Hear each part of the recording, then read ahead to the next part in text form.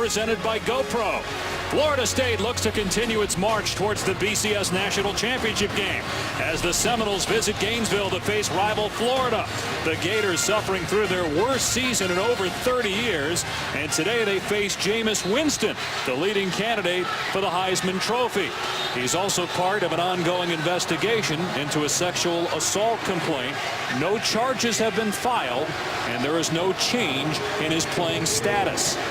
We'll see him shortly, but Florida will get the football first as the Gators try to end a 6-game losing streak.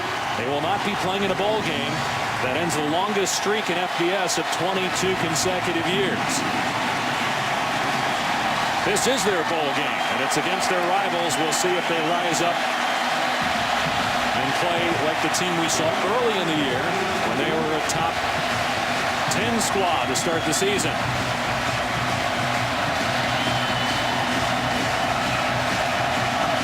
Roberto Aguayo will kick it deep for Florida State. And Luchez Purifoy, they fake the reverse. And Purifoy is stood up at the 25-yard line. One of the reasons why Florida has lost 6 in a row, they have been decimated by injuries, including losing their quarterback Jeff Driscoll week 3 to a broken leg against Tennessee, and Dominic Easley, their all-world defensive lineman. Yeah, when you look at the injuries, though, most of them have been on the offensive side. 3 offensive tackles. You mentioned Matt Jones, and then 2 quarterbacks, Jeff Driscoll and Tyler Murphy, who will not play in this game for a shoulder injury. It will be an uphill battle for Florida on the offensive side. So freshman Skyler Morningwig making his 3rd start, throws it out in the flat to Pat, and he is wrapped up by Christian Jones for a loss of about 4 on the play. As we look at today's impact players, brought to you by Jared, the Galleria of Jewelry. And that was Christian Jones on that tackle. 2 of the best defensive players in all of college football play for Florida State. Christian Jones and LaMarcus Joyner. And Kelvin Taylor, the halfback for Florida, has been really the only spark plug outside of Solomon Pat on this offense in the last 6 weeks. So 2nd down and 14 for the Gators.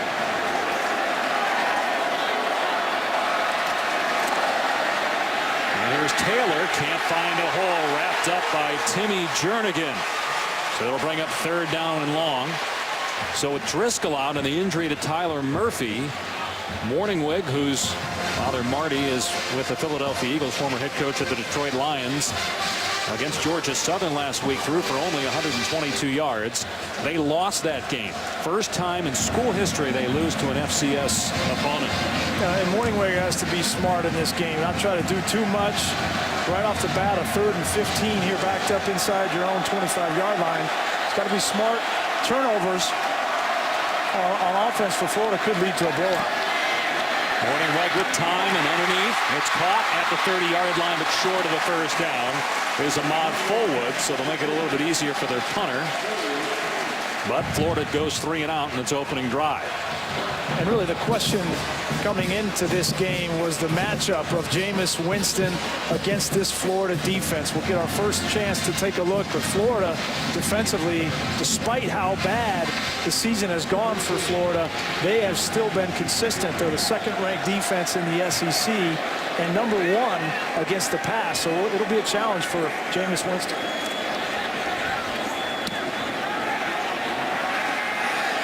On the 25-yard line, it's pulled in and then tackled immediately.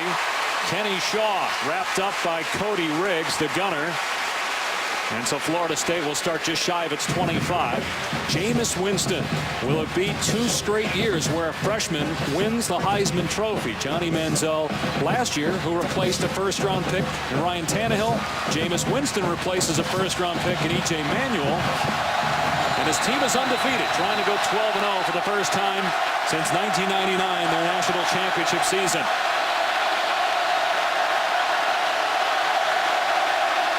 Winston to the air on 1st down. Devontae Freeman tackled in the open field.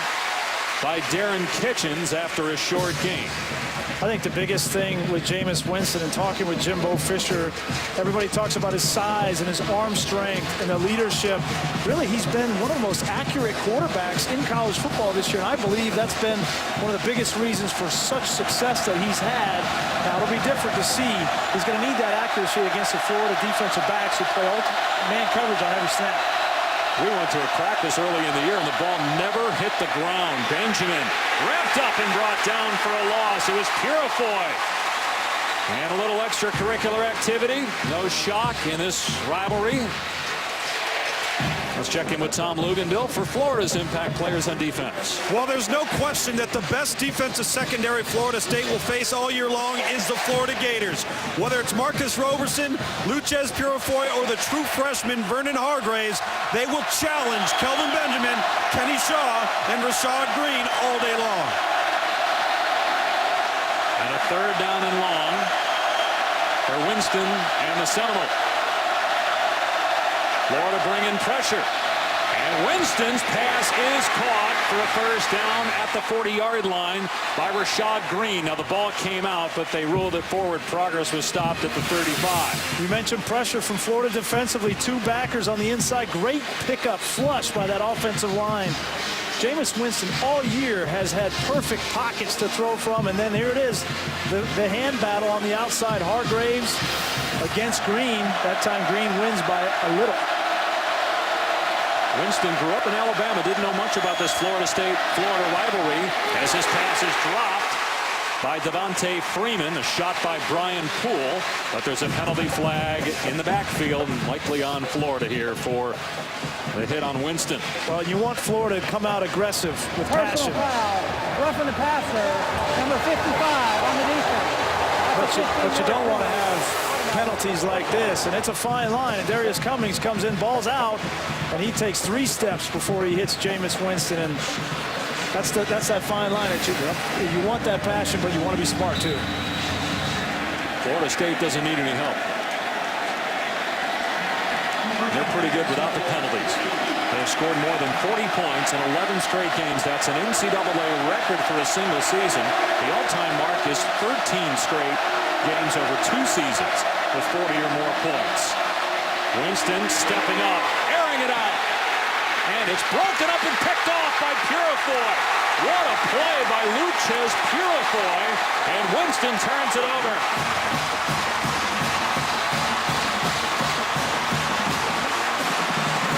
Something good has to happen for Florida to start this game, and the matchup to watch throughout the game are the wide receivers against the defensive backs for Florida. Purifoy gets away with a little. Maybe that's the way the officials are going to call this game. Physical start for Florida. Loucheiz Purifoy, one of the playmakers on this Florida defense, and he intercepts Jameis Winston, just the 8th pick for Winston this year. Florida's defense is going to be in position if they play man-to-man coverage most of this game. The question is going to be, can Florida State make the plays that are tight? That time Green didn't make it. Ball was a little bit underthrown. Ronald Powell, the defensive end for Florida, got a little bit of pressure, got around Cam Irving, got a hand on Winston, and he had to step up. Either way, the ball was underthrown, and a great play by Purifoy. Florida ball on its 13-yard line with Skyler Morningweg at quarterback. And they'll hand it off here to Kelvin Taylor, true freshman, son of Fred Taylor, who was on that Florida team in '97 that upset #1 Florida State and helped Michigan win the national championship. I think Taylor's got to be featured in this game, as well as Trey Burton. And I think we can expect from Brent Pease, the offensive coordinator, who's been under a lot of scrutiny lately, a lot of the wildcat. And we're just going to start right now with Trey Burton at quarterback. You can't depend on Skyler Morningweg to throw the football and beat Florida State. They bring Showers in motion, and here's Burton out of the wildcat with a big seam. In the Florida State territory, inside the 35-yard line. Just the threat of Valdez Showers in motion, and his speed opens up the inside for Trey Burton. Take a look, run it, guys. You're going to see Valdez Showers come in motion. That takes the linebacker Smith in. He gets the crease on the inside, and Trey Burton shows you he's got a little bit of wiggle left. It's playing his last game in the Florida Gators uniform. A great start. His 11th carry of the season, and it's a 50-yard run to the Florida State 33-yard line.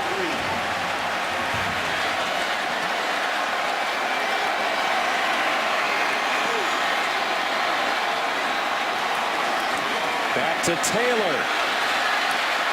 Gang tackled at the 31-yard line. A gain of 2. Terrence Smith leading the way. Will Muschamp in his 3rd year led Florida to a BCS bowl game, the Sugar Bowl last year, and obviously a struggle this year at 4-7. We spoke with him this week and talked to Jeremy Foley on the phone, the athletic director, and Foley said Will Muschamp will be our head coach. In fact, Foley used the words saying that they're in a foxhole with Will Muschamp. He's not going anywhere, but there will be some changes. High snap, Burton able to corral and then brought down for a loss. Firing into the backfield to make the play was Terrence Brooks. So it brings up 3rd down and long. Oh, that's what you want your athletic director to do, right, is to be in that foxhole with you. And I think they show a lot of courage, quite frankly, on the part of Jeremy Foley, and I've been impressed with the way that Will Muschamp has handled everything that's gone on the last 6 weeks. Certainly on the field, it hasn't been what he wanted, but he hasn't made excuses. We know about the injuries, and they've started this game, at least in the first couple of series, coming out and playing with energy and passion that they didn't last week against Georgia Southern. 3rd down and 11. Morningwig in trouble, and he does get back to the original line of scrimmage. It would make it about a 50-yard field goal try for Frankie Velez, whose season long is 44. And let's see if they try the field goal or if they punt the ball here. And they're going to bring in Austin Harden, who's got a long of 33 on the year. He's 4 of 11 on field goal tries, but they're going to bring him in instead of Velez. He's also had a field goal attempt blocked. A 49-yard field goal try to get Florida on the board. It's been almost 500 minutes of game action since Florida State trailed. And it's no good.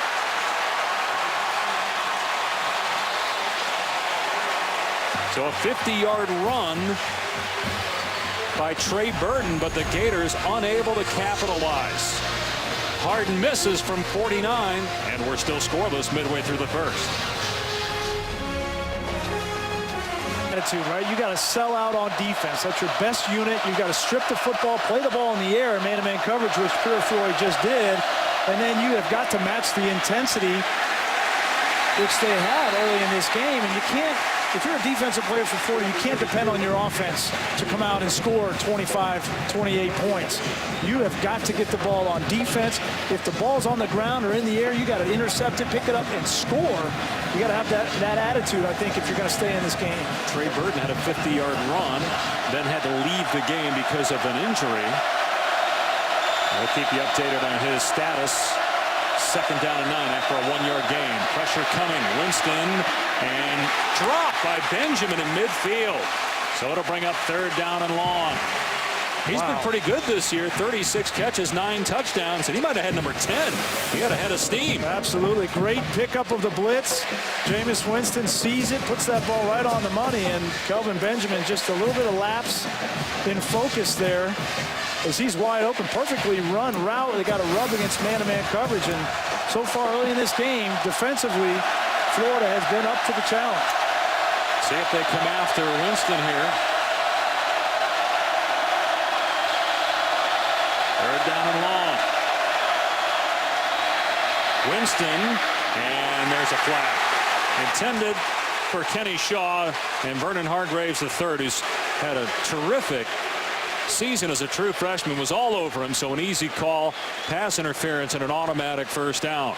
Well, Kenny Shaw is the slot receiver. He's got great feet, very difficult to cover man-to-man. On the defense, number 1.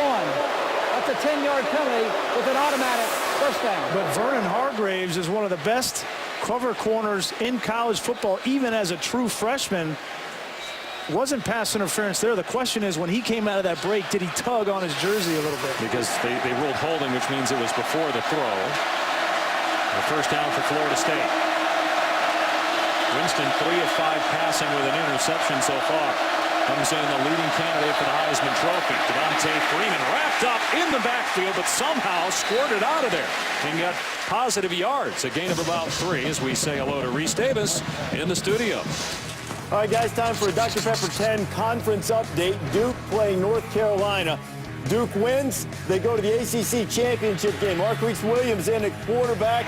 The injured Bren Renner hurt a few weeks ago, and Eric Ebron. Ebron is loose.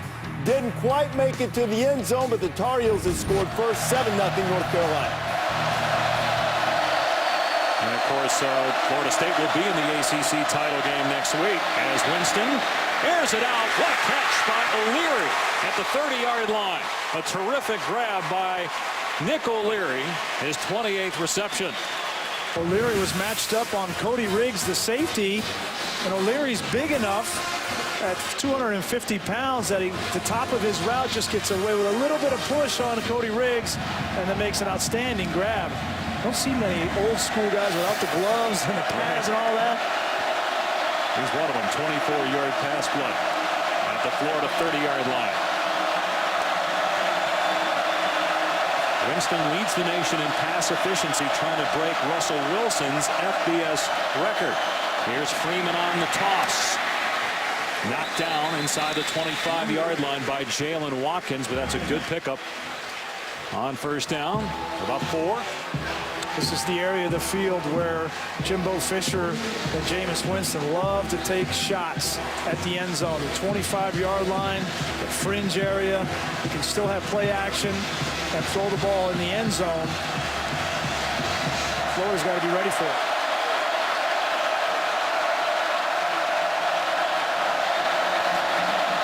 Freeman bounces off one tackler and slammed to the ground by Ronald Powell. Again, pushing and shoving after the play.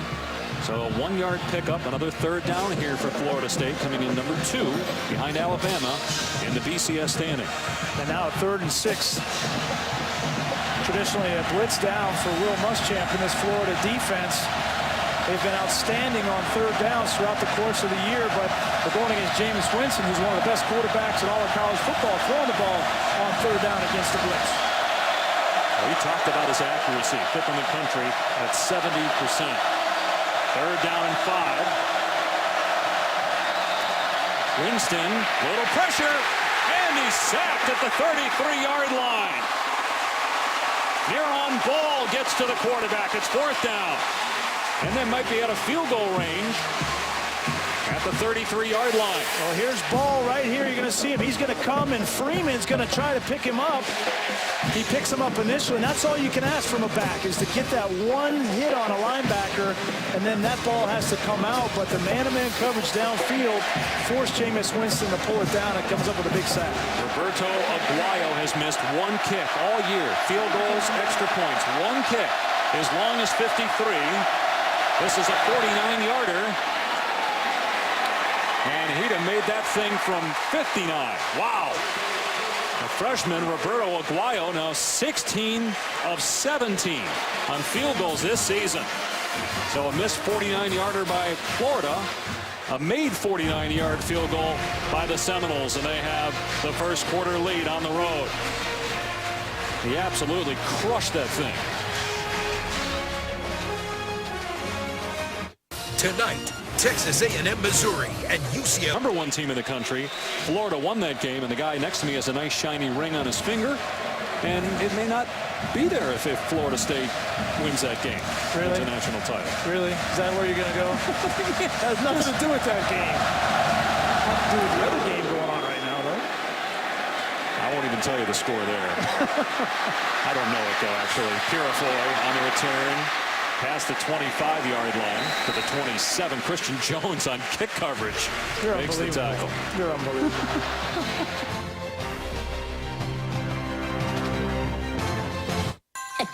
Looking for the perfect holiday gift? Dave Pashbrook, Greasy Tom Luganville in Gainesville. Florida State on top 3-0. Florida was in position perhaps for a field goal after Trey Burton out of the Wildcat with a 50-yard run, but he was injured on the play, and this has been the story for the Gators all year. 14 players, 8 starters with season-ending injuries, and you wonder if Burton will return in his final game as a Gator after going to the locker room following that play. Yeah, it looked like he came down hard on that left shoulder. He wasn't moving that arm as he walked off. It would change this offense for Florida and what they wanted to do specifically in this game potentially drastically without Burton.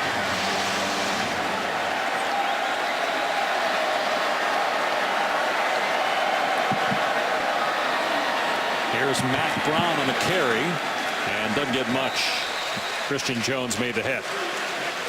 Well, Florida knows they can't win this football game behind the arm of Skyler Morningwig. They've got to have some ingenuity in the offense, and that ingenuity was about the Wildcat.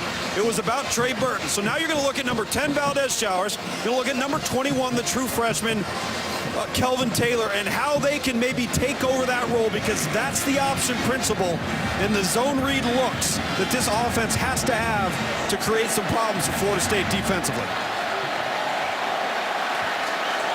I got 2 yards in that previous play, Tom. 2nd down and 8.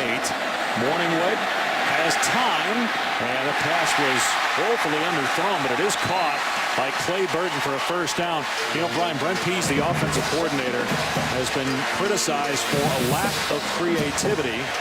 Hard to tell from that angle whether he trapped it.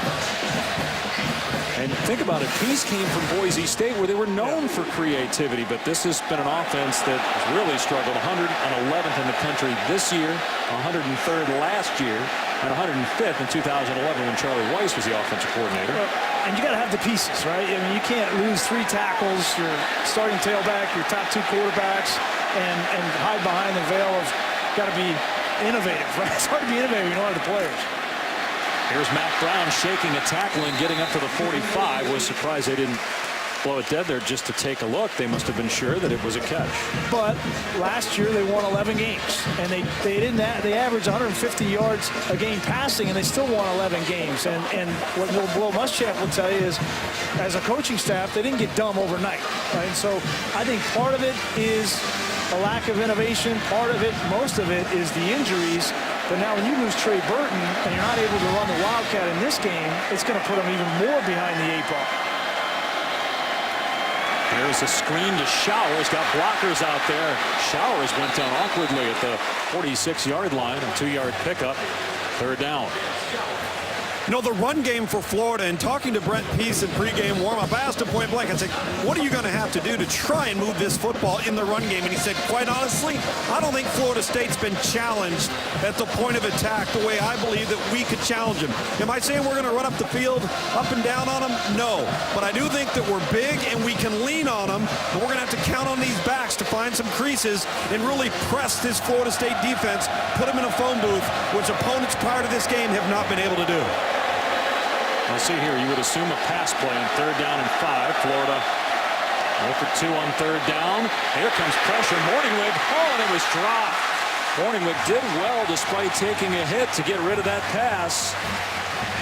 But it was dropped by Solomon Patton. Well, you have a young quarterback, and you're going to get pressure. Lamarcus Joyner's going to come off the edge. Christian Jones off the edge, both of them at the same time. And Joyner comes free. Gets a big hit on the quarterback. Solomon Patton, who's probably been the best and most consistent offensive player for Florida, drops one. Needed to make that play for his quarterback. Good punt. And I think it was touched and then goes into the end zone. A touchback.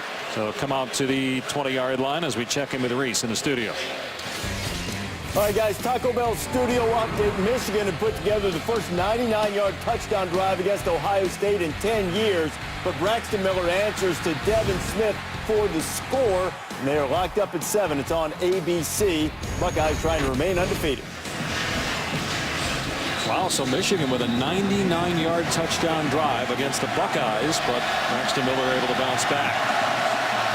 Tied up at 7 there, 3-0 here. Florida State on top, closing seconds of the opening quarter. Jameis Winston Will hand it off to Freeman, and he gets slammed down in the backfield by Darius Cummings. Florida State so far has not been able to run the football on this Florida front seven. And not a lot of teams have been able to run the football on this front seven. I mean, this is a defense. They lost a lot of players from a year ago, and they lost Dominique Easley, their best defensive player from this year. But the emergence of some of the players like Ronald Powell and Dante Fowler, Leon Orr, they have stepped it up. And in the early part of this game, they have certainly matched the intensity. It's the most adversity Florida State has faced in a couple of months, and they have to lead. 3-0 over Florida after one here in Game 5. Missouri is in the SEC championship game if it can beat Texas A&M on ESPN, on ABC, UCLA, and USC in the battle for the victory bell. Here in Gainesville, Florida State with 33 yards of offense in the first quarter and 3 points. This team averages 44 points per game. Winston in trouble, steps up. And down he goes after getting about 3 yards. Darius Cummings with another tackle, so it'll bring up a 3rd down and long here. It's the 3rd time in this game where Florida defensively has had the coverage downfield. Jameis Winston has not felt comfortable pulling the trigger, and the rush has gotten to him. Another situation here on 3rd and 7 where you expect the same thing from Florida. Tight man coverage and pressure up front. There's a correction on a staff. Florida State averaging 55 points per game. They're outscoring teams by 44 points per game. That's the best in college football the last decade. Winston hit, gets rid of the ball, and down at the 21. One official says incomplete, the other says a sack. Pressure by Neron Ball, and they rule it incomplete, but it's 4th down anyway, and they'll punt. Rolling on the field, it's an incomplete forward pass. 4th down. They ran a good stunt on the outside. They bring ball off the edge, and Dante Fowler, number 6, wraps around. He flushes Winston, and Ball is the beneficiary. But right now, Jameis Winston and this offensive line, which has been solid all year, is rattled by this front seven for Florida. We talked about the fact that they haven't faced really any adversity. And even though they've got the lead, this is a little bit of adversity given how physical Florida's been on the defensive line against Florida State's offensive line. And the Gators have some momentum, even though they trail 3-0. The offense, believe it or not, plays right into the strength of the Florida defense, which is coverage downfield. Take a look at what Jameis Winston's looking at. Where are you going to throw that ball? Tight man-to-man coverage. And then up front, Florida, with the intensity, is getting to the quarterback. You got to think about, Dave, last week, this Florida defense gave up 400 yards on the ground, over 400 yards on the ground to Georgia Southern. And Will Muschamp had all week to talk to his defense. He's made it personal early in this game. Their Florida defense, with the talent that they have, attacking Jameis Winston and this offense. And so far, they've been very successful. Georgia Southern didn't complete a pass in that game. Didn't need to, as you said, because of the lack of run defense by Florida. Best starting field position for the Gators as Patton gets it on the end around and run out of bounds by Terrence Brooks. So a negative play on 1st down. They're only averaging a yard on 1st down. Well, we introduced our impact matchups as being those Florida corners against Florida State's receivers. There's nowhere to go with the ball downfield, Brian. And as you referenced, you got to get the ball out under pressure. You've got to know where to go to your hots, where your sight adjusts are. But as I'm looking at things from the field level here, Florida is not only physically getting after Florida State, they are mentally wearing them down, and they're getting after them with some confusion and some exotic looks, walking guys up into the gap, creating problems. Florida State's defense, though, is playing well. 3-yard setback for Florida. Pressure coming. Morningweg has it complete as Dunbar is wrapped up right away by Jalen Ramsey. Secondary for Florida State's pretty good, too. He did get back to the line of scrimmage. But another 3rd down and long facing the Gators. Yeah, well, 2 good defenses playing in this game. Florida State giving up only 11 points a game, 2nd in the country. We knew coming in the game plan for Florida was to try to play the kind of defense they're known for, which is suffocating, and then try to get something on offense. They want to make this a 10-6 kind of game. And so far, it's been a struggle on offense like we anticipated. And coming out of the stance, Max Garcia, the left tackle. False start on the offense. Number 74 and number 76. The 5-yard penalty. Third down. So both tackles who haven't been starters. DJ Humphries was a starter at left tackle. He's out with a knee, and Tyler Moore at right tackle is out with an elbow injury. When you have a new quarterback, this happens. Get used to one quarterback's cadence, and that time both offensive tackles were off early. This is where you got to be smart here. Third down and long over Florida. Can't have a turnover against Florida State. And the pass is caught right short of the marker by Dunbar by a yard. We'll see. Does Florida take a chance here and go for it in their own territory on fourth down? A losing season. This is it. This is their final game. Will Muschamp is thinking about it. Even if they don't, this is big for Florida's quarterback, Morningweg, Skyler Morningweg, just to get him some confidence backed up on third down and long to make that kind of a throw. And yeah, I think you're right. Will Muschamp, he knows that he has got to create some time of possession, and he's going to go for it here. I'm surprised that he's going to call timeout to talk about it.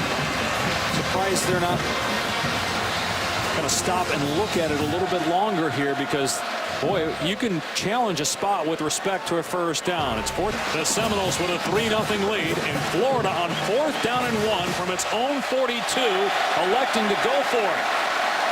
Joyer in front of Taylor. And Taylor got the first down as the Gators able to lean on the Noles front four and move the chains. I love the call from Will Muschamp, just because I want to see these guys come off the ball. They're playing great. Look at Joyer get a block on the edge on Mario Edwards. Their defensive line is playing fantastic. Challenge this offensive line to match the intensity of their defense on a fourth down call backed up in your own end. They got it. Florida State 2 wins away from playing for the BCS National Championship. Only leading 3-0 here as Morningweg is chased.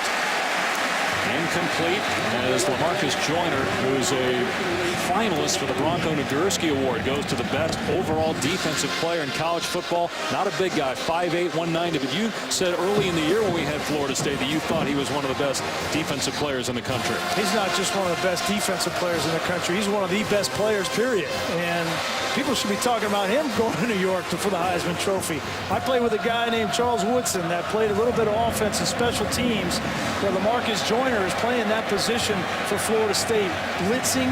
If he played special teams and a little bit of offense, he'd be in the conversation.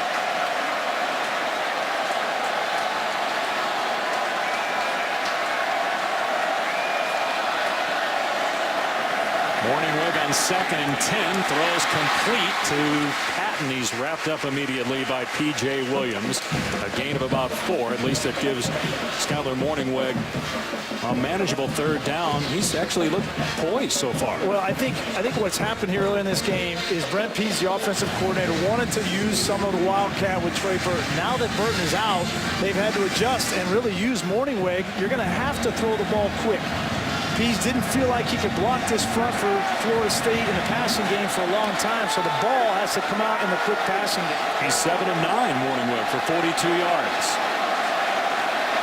On third down, Florida State coming with a blitz. Morningweg being chased and throws it away. So fourth down. Jacoby McDaniel was chasing Morningweg, and the Gators now will punt it. And this is what Pease was afraid of, just coming off the edge. Trenton Brown, the tackle, and Jalapeno were responsible for that. There's a breakdown. Morningweg does a great job of not having a negative play there. Sack fumble, throws the football away, and now you'll get your punt for field position. The difference in the game, a made 49-yard field goal for Florida State, a missed 49-yard field goal by Florida. Kenny Shaw, the deep man for FSU. And the Gators able to down it inside the 5-yard line. Luchez Purifoy already has an interception and a tackle for a loss, and makes a big play on special teams here to back up the Noles inside the 5. with momentum after a terrific punt by true freshman Johnny Townsend to back up Florida State inside its 5-yard line. The Noles have 39 yards of offense. 24 of those came on one play. It's been 2 months since they trailed in a game. How will the Heisman Trophy candidate handle it? Winston throws, knocked down by Purifoy. Stepping in front of Kelvin Benjamin. How will this Florida State offense respond? Kelvin Benjamin, you got to make plays against tight man coverage. Purifoy gets away with a little bit of a tug there. It's going to be tight all day. And now backed up, this kind of adversity, Jameis Winston, this is what you want to see. You want to see how the best player in college football to date this season, how he responds against one of the better defenses in college football. Now we got a timeout called by Florida State. Winston, 4 of 8 passing, 35 yards and an interception. Couldn't have been a better start for Florida. They have the crowd in the game, only down 3. And Jameis Winston, the Heisman Trophy, perhaps leading candidate, just 4 of 8 passing with an interception. They only have 4 rushing yards. They're going to try to pound it here with Freeman, and he's got a hole. Right at the first down marker. Tackled by Jalen Watkins. We'll see where they spot it. Going to be short, 3rd down and 1. That's a big play for Florida State backed up. Put it on the back of your offensive line. Watch them come off. You can run it, guys. Just a power play to the strong side. You get Cameron Irving. You get a block from O'Leary. And when you're backed up, you've got to be able to run the ball out of a 2-back set to give yourself some breathing room. They got 9 yards there, their biggest run play. A 3rd down and 1. Freeman has the first down, diving just short of the 15. Ronald Powell in on the stop. Freeman, over 800 rushing yards this season for Florida State. We've also seen James Wilder, and we'll see Carlos Williams as well. They have a lot of options at tailback. Well, it's important now for Florida, who gave up that first down after they were backed up, that you don't let up on the pressure. Continue the coverage downfield and pressure in the backfield. That's what's been working.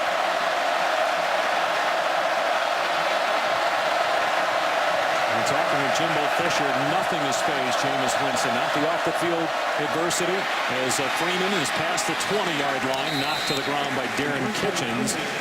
And when you watch Winston, you can see it that nothing seems to faze him, even on-field adversity. Does not play like a redshirt freshman. Well, to be fair, we haven't seen him in a whole lot of adverse situations. Yes, they were down at BC, but that's BC. This is a completely different animal on the road against one of the best defenses in the SEC. They got 5 yards on first down, so it's 2nd and 5. Freeman again, and great job at the point of attack to get off a block and make a play. That was Ronald Powell, and Jared Davis, a true freshman who made his first start last week.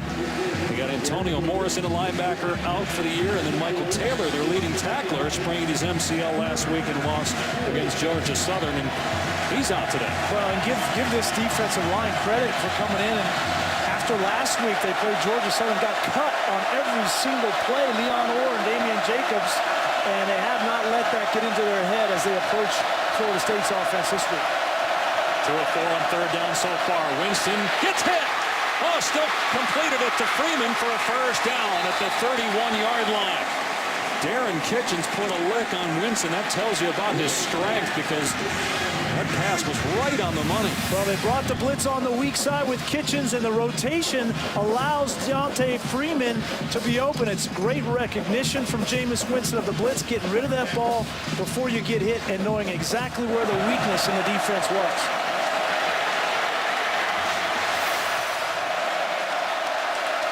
Consecutive first downs for Florida State. 3-0 lead midway through the 2nd quarter. Winston got a man. Benjamin can't come up with it. Incomplete. Would have been a great catch, but it was right there for Benjamin, who had a drop in the first quarter. Well, they identify Kelvin Benjamin on Jalen Watkins, the safety. He beats him right off the line of scrimmage. excuse me, that's Purifoy. He beats off the line of scrimmage and then gets behind him, and that ball is perfectly thrown right through the hands of Benjamin. That's the second drop, right? He had the one in the first quarter. That was a catchable ball, certainly, and it's second down and 10. Winston now 5 of 10 passing.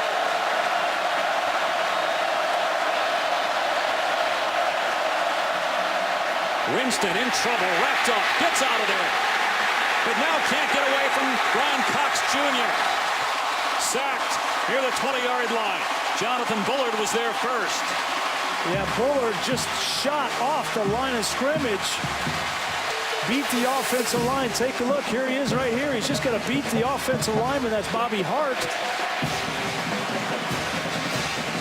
And you get the sense, don't you, Dave, that the intensity and the emotion is all on the side of Florida right now. They have come to play in this game, and maybe Florida State has lost a little bit of the focus and anticipated Florida just laying down in this game. And that was a question, would Florida play with pride knowing their season's over? They're not going to a bowl game for the first time since 1990. Got a penalty marker here. Delay a game. Delay a game on the offense. 5-yard penalty.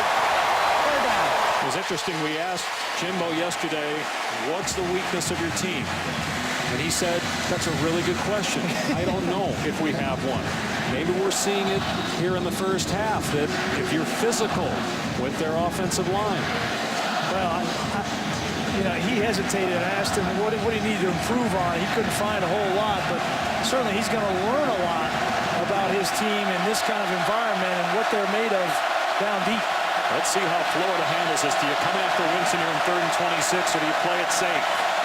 They're only going to rush 3, and Winston has a man. Oh, the pass is caught incredibly despite a huge hit. Kenny Shaw got leveled. It was a good hit by Riggs, and he caught it. First down. That's as good as you can do it if you're Cody Riggs. He was cognizant of not going for the head. He led with his shoulder right into the chest. But what a play by Kenny Shaw to come up with that football. And what a throw. Let's give Jameis Winston credit. Backed up 3rd and 26. Put it right on the money. Well, they get 27 on 3rd and 26. Play action. Winston going deep into coverage and incomplete. Trying to hit Rashad Green. It's pretty clear early in this game, Jameis Winston's going to take his shots downfield. Benjamin dropped one. That time he went for Green. If I'm Jameis Winston, I'm going to realize and respect that Florida can guard my receivers on the outside of man-to-man coverage. The real weakness of this Florida defense right now is at the linebacker position, playing a true freshman, Jarrad Davis. That time he had Nick O'Leary, the tight end, matched up and wide open in the middle of the field. You got to use O'Leary in these situations. And prior to that catch by Shaw, their biggest play through the air was a pass to O'Leary. Play clock at 1. They just get it off in time. Winston with time, and Florida State called a timeout. The Noles called the timeout, so they've burned 2 already. So just 1 left. Jimbo had to call a timeout because Jameis Winston. Seattle Children's Hospital. And before you set your lineups, catch fantasy football now, 11 a.m. on ESPN2. Dave Pasch, Brian Gracie, Tom Luginbill in Gainesville, where Jameis Winston thrown for 71 yards and an interception, and just 3 points for the Seminoles, who averaged 55 points per game. Good for 2nd in the country. He'll throw on 2nd down and 10. Pumps. And a flag comes down. Winston still going. Gets the first down, but this is coming back. Bobby Hart was on top of Dante Fowler. Holding on the offense, number 51. That's a 10-yard penalty. Repeat, second down. You start to sense the first bit of frustration from this offense from Jameis Winston. Bobby Hart, he's working on Dante Fowler. He's good right there. When he goes to spin, great move by Fowler. The official sees that Bobby Hart has a hold of that jersey. That's a good call because Jameis Winston doesn't get outside without that hold. They They converted a 3rd down and 26 on this drive, and now they got a 2nd down and 20. This has been a 5-minute drive, and look where the ball is. It's on their 32-yard line. Negative plays and penalties. 11th play of the drive, 28 yards so far.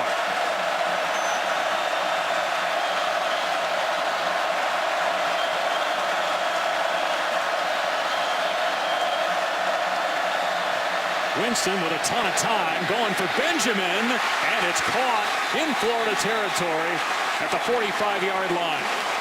A beautiful toss by Winston. Purifoy was in great position again. Watch him. His shoe falls off and he slips and falls. He's trying to get back to make a play on the ball, and he just slipped. But this is how tight these throws are going to be all game. Purifoy may have had a chance to pick that ball off had he not slipped and lost his shoe. Still got his hand in there. But a 23-yard pass play, and the Seminoles are in Florida territory. 4.5 to go in the first half of the 3-0 lead. Winston, Benjamin again. Inside the 30, breaks the tackle. Benjamin inside the 15. Benjamin is in. Touchdown, FSU.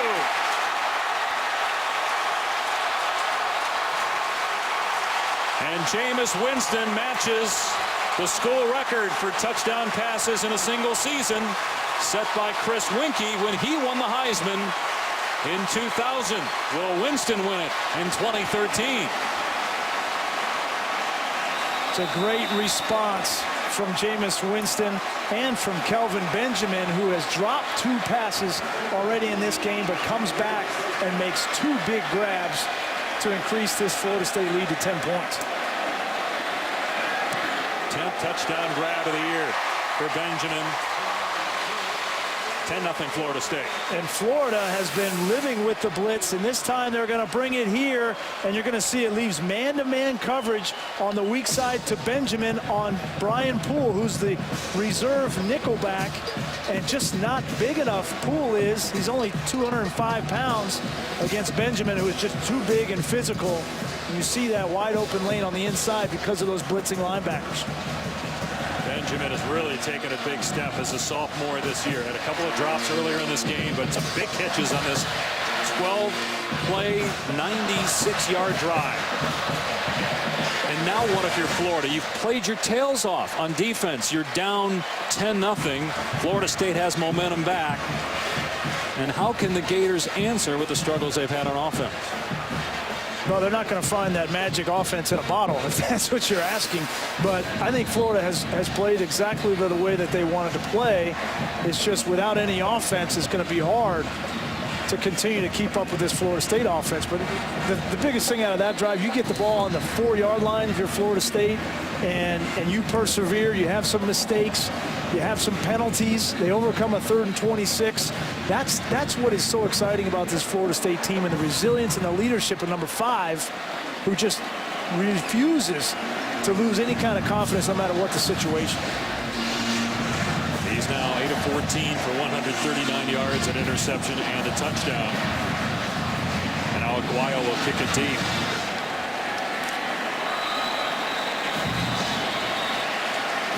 Florida State will play either Duke, Virginia Tech, or Miami in the ACC championship game next week. And if it wins the next 2, we would assume that Florida State will play in the BCS national championship game as the ball comes off the tee. And Ohio State is losing to Michigan right now, 21-14. You'd have to think right now, really, that there's 5 teams in the mix going into today, including Auburn and Missouri. Missouri plays A&M tonight on ESPN. If the Tigers win, then they'll be in the SEC championship game. If they were to win, they could vault into the discussion. So much yet to be decided as that goes out of bounds, so it'll be very good starting field position for Florida as we check in with Reese Davis in the studio. Time for an innovative look brought to you by AT&T. And Dave, you mentioned the fight that number 2 and number 3 are having. Number 1, Alabama gets Auburn tonight, and Auburn will have to deal with A.J. McCarron. Take a look at this against LSU. McCarron sees the pressure coming and immediately knows he's got a mismatch with Amari Cooper. Now how McCarron is able to exploit the Auburn defense led by Ellis Johnson could determine how much of a fight the Tide has with the Tigers. We saw Auburn a few weeks ago. It's amazing because they have mostly the same players from last year with the exception of Nick Marshall, the quarterback. What a turnaround. That's an important exception. He's been their spark plug all year, and it'll be a struggle for Alabama to contain Nick Marshall. So Florida starts at the 35 after Aguayo's kick goes out of bounds. Here's Showers on the screen, cuts it upfield and gets to the 40-yard line for a 5-yard gain. LaMarcus Joyner on the stick.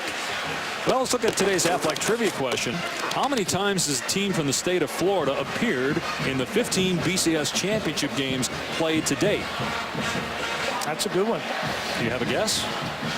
Do I have a guess? Well, I'm going to say, well, the first 4 or 5 years, I want to say, of the BCS has contained Florida team. I would say 7. See if Reese Davis can get that one.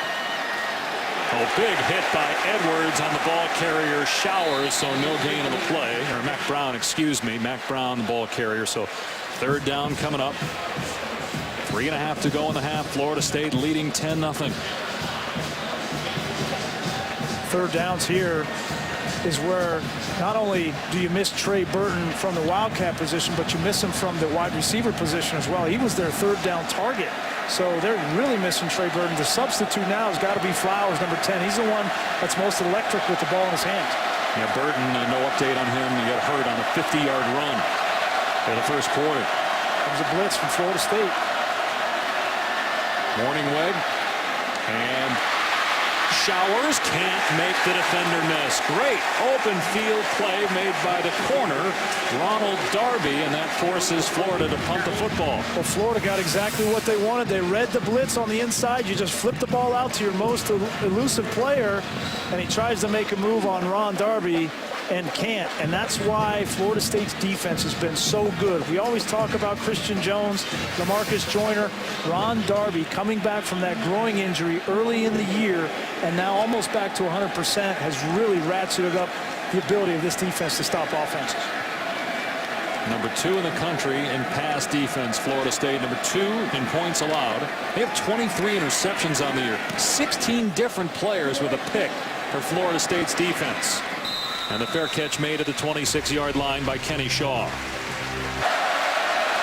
Florida State up 10-0.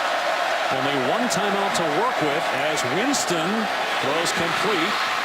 Rashad Green stepped out at the 29, so it's a 3-yard gain. All right, let's answer the Aflac trivia question, although I'm really impressed because not only did you get it right, you said 7. You were right about the first 5. Florida State, 98, 99, Miami, 2000. Yeah. And then the Florida teams from Urban Meyer. That's, yeah. That was a lucky guess, by the way. No, it wasn't. You cheated. Will it be number 8? Will Florida State get there this year? Got a 10-0 lead on Florida. You're the Gators. You can't give up any more points here going to the locker room. Winston and Benjamin makes another catch. It's a first down at the 41-yard line. It's the same matchup they had scored a touchdown on. Smart by Jimbo Fisher and Jameis Winston. Come right back to it. Put Benjamin in the slot. And Brian Poole, that matchup is favored to Florida State. Keep coming back to it on the inside slant. 4 catches, 79 yards, and a score for Benjamin. Winston, back shoulder throw, and it's knocked away by Hargraves. Either that or just hit him in the back. Rashad Green, the intended receiver. Yeah, and Hargraves in perfect position. You take a look at Jameis Winston, his trust in Rashad Green. He's going to start to throw that ball, even though they're covered, hoping that they can back shoulder, go up and make a play, or get the pass interference call.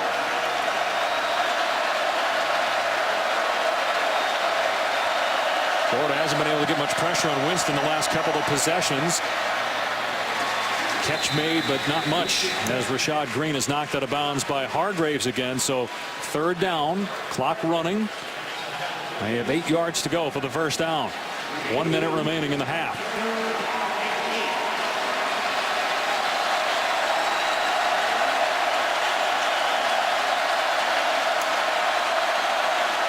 They ruled that he was tackled inbounds.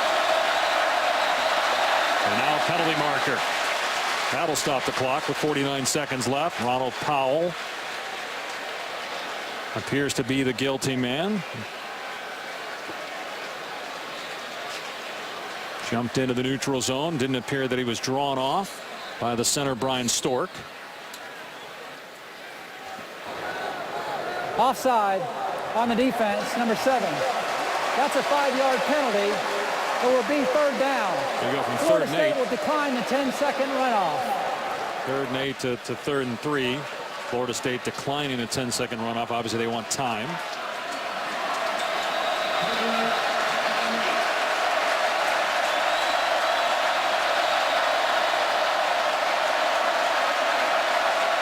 Third down and 3. Winston with time. And O'Leary comes free to the 29-yard line. Let's check in quickly with Reese in the studio. All right, Dave, Lex's halftime report coming up. Michigan and Ohio State, an embarrassing fight. We'll show you what happened there. Duke and North Carolina playing back and forth game. Devils trying to get there. We'll see you at halftime. In about 30 seconds or so, Reese, they've got an injured player down here, so the clock will stop as Cody Riggs, starting safety, is out for Florida. They've lost 14 starters to season-ending injuries, maybe 15 if Trey Burton doesn't return. And Cody Riggs, who made the tackle on the O'Leary catch.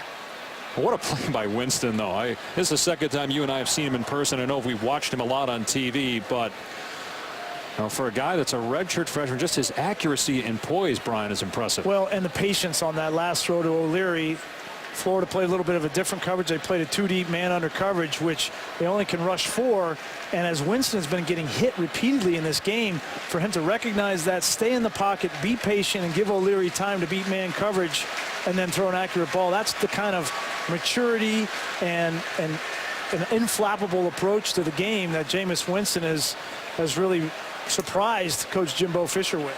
He's only played half of the second half snaps, so this will be a rarity today where you would expect, based on the score, that he's going to play deep into the second half, if not the entire game. He has more yards and touchdown passes in the first half than most teams do for entire games this year. Winston on first down, going to the end zone, and Benjamin is wide open. Touchdown, Florida State.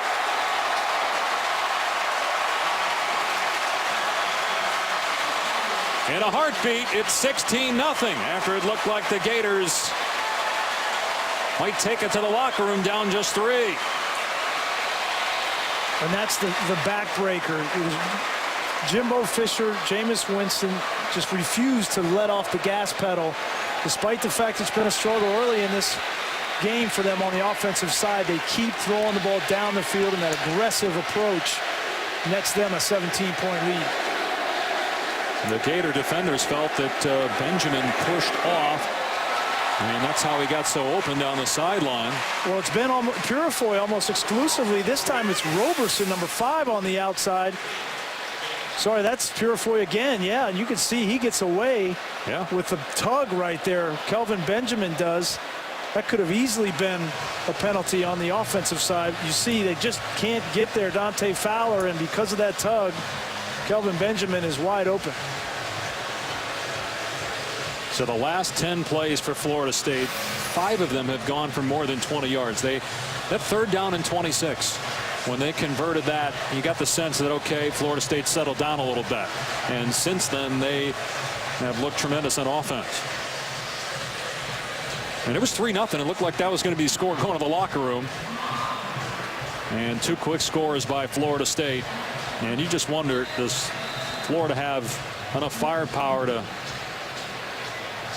get back in the ball game in the second half? Well, not against this Florida State defense, which has been overlooked in a lot of cases because of how successful their offense is. But this Florida State defense deserves all the credit in the world as well, and it's a big reason why they've had so much success. And for a while, for a good quarter and a half, Winston was stuck on about 50 yards passing. You look up now, he's got 208 and 2 touchdowns. 15-yard line. Patton shakes 1 tackle and brought down at the 35. More college football tonight on ESPN at 7:45. James Franklin and number 5 Missouri taking on Johnny Manziel in 21st rated Texas A&M. Then on ABC, crosstown rivals battle for the victory bell. It's UCLA and USC. Jameis Winston, leading candidate for the Heisman Trophy. It'll be interesting with a decision not expected before voting is in on December 9th, whether there'll be charges against Winston or not, as that ongoing investigation into a sexual assault complaint has not been resolved. It'll be interesting to see if the lack of resolution impacts voters as to whether Winston, 2 wins away from a spot in the BCS National Championship game, leading 17-0. Dave Pasch with Brian Griese and partner for a while. If you're a Seminole fan, you got a little nervous. It was 3-0, 3rd down and 26. The Gators were getting after Jameis Winston, hitting him, sacking him, and then he makes a great play. Well, he makes a great play, and Kenny Shaw makes a great catch. He gets a big hit from Cody Riggs, and it's interesting. This is the one of the few plays in the first half where Florida didn't play man-to-man coverage. They played a 2-deep look, and Jameis reads it and then fires that ball in. And this is really, before that play, they only had 55 yards of offense, but that play kind of opened the floodgates. They bring pressure again here.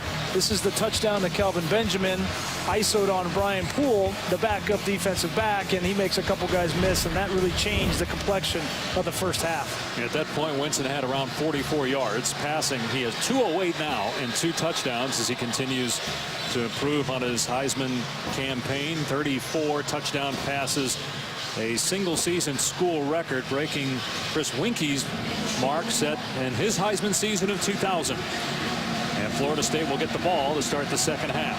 Florida trying to end the season on a positive note, will not be in a bowl game for the first time in 23 seasons.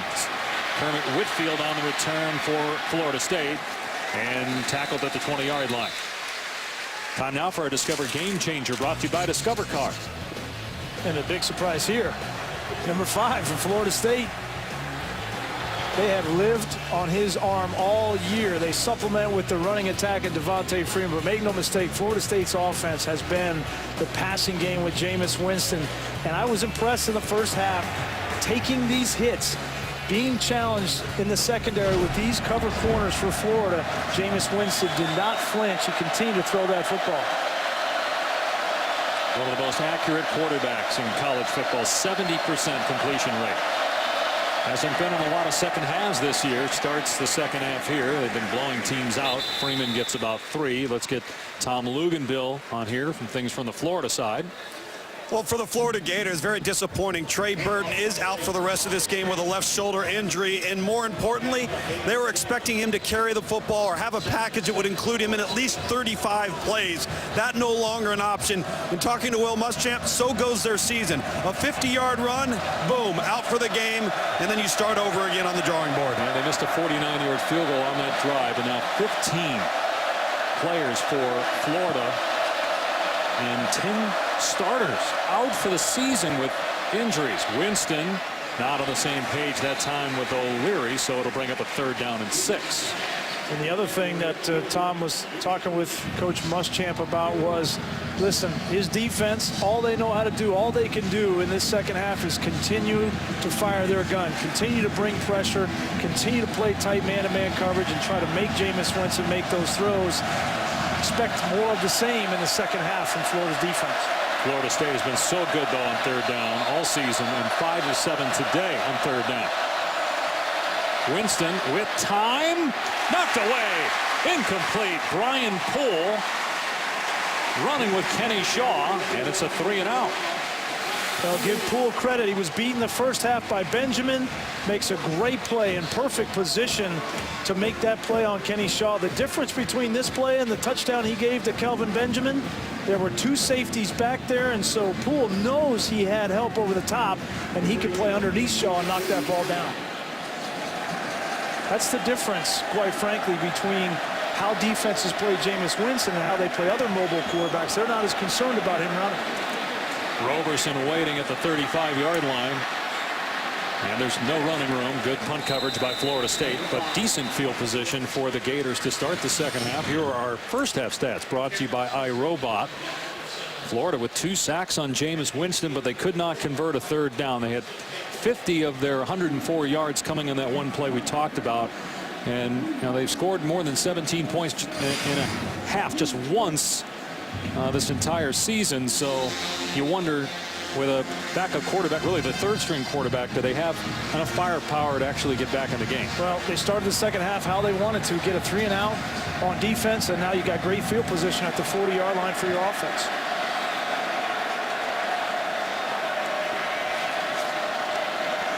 Third start for Skyler Morningwig, and he's going to get drilled, and the ball is out. And they have not made a signal yet. It's picked up by Telvin Smith, and it's going to be Florida State ball. Everybody stopped, but the official never blew the play dead. So it's ruled a fumble on the field, forced by Mario Edwards and recovered by Telvin Smith. Rolling on the field is a fumble recovered by Florida State. First down. Well, Mario Edwards, playing the right defensive end position, goes right around the left tackle. That's Max Garcia. Here he is. And the question is, when he hits Morningwig, is his arm coming forward? Does not look like it. That's pretty cut and dry. But that is a fumble. His arm is not. It's still going backwards. That will be a fumble recovered by Florida State. So it'll be under further review, but has to be indisputable video evidence to overturn the ruling on the field, which is a fumble. And it appeared, as you said, Brian, that the ball is out before the hand motion starts forward. How about that? Just as you said, you get a 3-and-out, you get good starting field position, and then you let a guy come running free and cream your quarterback.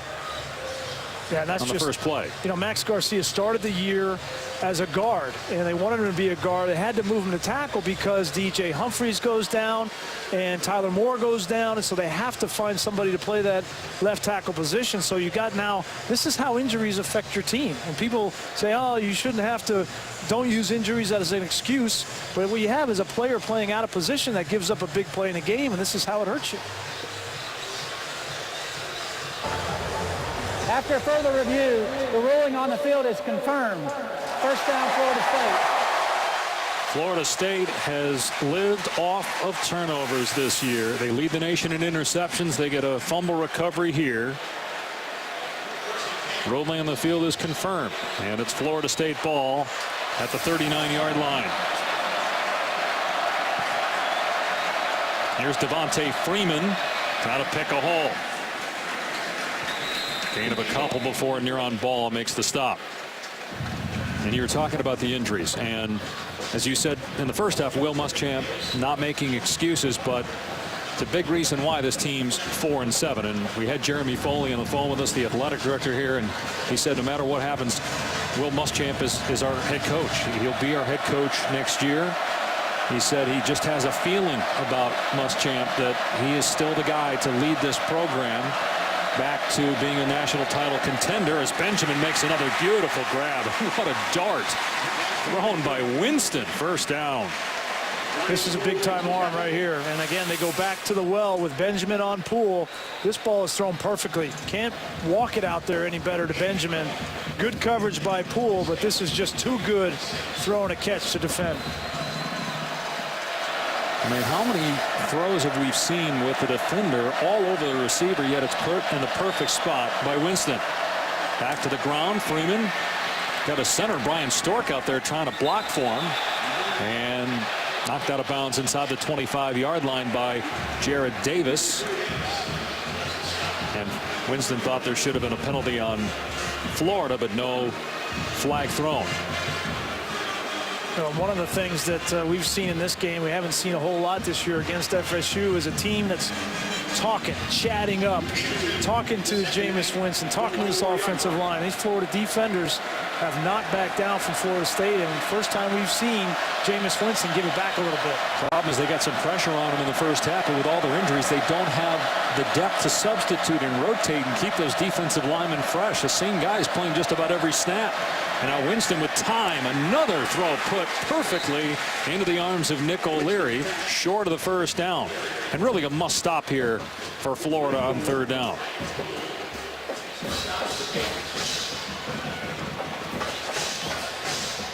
This down and distance, 3rd and 2, where you bring in Devontae Freeman and the running game. You don't have to throw the ball in this situation. And Florida State will bring in Newberry, their backup tight end, O'Leary, and their fullback, Abram. They're down and 2. And Stork gets bowled over by Darius Cummings. There was movement by Florida State. Before the snap, false start. On the offense, number 52, 5-yard penalty, third down. That's why Stork got bowled over, imitated the snap, and that drew a penalty. Now it's 3rd down and 7.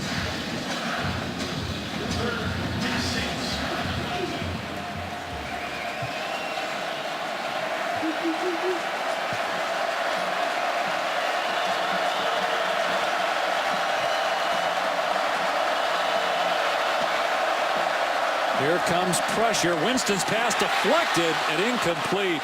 Dante Fowler was dropping into coverage. Pass broken up. It's 4th down. Jared Davis was in the area as well. Let's see who deflected the pass. Yeah, it was Jared Davis. A great adjustment from Will Muschamp. You bring the pressure. Florida State has thrown that inside slant almost exclusively against pressure. They scored the touchdown with Benjamin. So what does Will Muschamp do? He drops Jared Davis right in the slant area, and they get a deflection. Roberto Aguayo made a 49-yarder in the first half. He's missed 1 field goal all year. He's 16 of 17. And he buries another one. This kid's unbelievable, this freshman. He's made all 80 of his extra points. He's 17 of 18 on field goal kicks. He made his first 70 before a miss this year. That's a school record. That's mine. We'll try. They've gotten stops today, but can they get something started on offense? Might it take a big kickoff return here? Here's Solomon Patton. And Patton across the 30-yard line out near the 40, so a good return. Here's Reese. Guys, it is starting to look a little bit like it might be the Duke Blue Devils at Florida State seizing the ACC championship game. Now, still a ton of time to go, and you know Duke plays shootouts, but Anthony Boone to Jamison Crowder, and Duke has stretched it out to a 2-possession game now, 24-15. And, of course, Florida State will be in the ACC championship game next week. And if it wins that game and wins today, all likelihood it will be in the BCS National Championship game. Look at the numbers for Morningweg. A lot of short passing. They'll run it here. And Kelvin Taylor stood up at the 42-yard line and pushed back by Telvin Smith, Florida State's leading tackler. I don't think that Florida is going to be able to just line up, turn around, and hand the ball to Kelvin White and blow this Florida State defense off the ball. And I think it's they've got to get Taylor involved in creative ways, whether they snap the ball directly to him, flex him out in the formation, throw the quick screen, get Patton the football, and Valdez Showers. That's the only way they're going to be able to move the ball. And as Tom reported, with Trey Bird now, that changes things. They had plans for him in the Wildcat. It's a bad snap, and down goes Morningwood as Christian Jones gets to him, takes him down at the 36, a 6-yard loss. So 3rd down and long for Florida. Well, you come out in this game in the first half and you play with energy and emotion on the defensive side.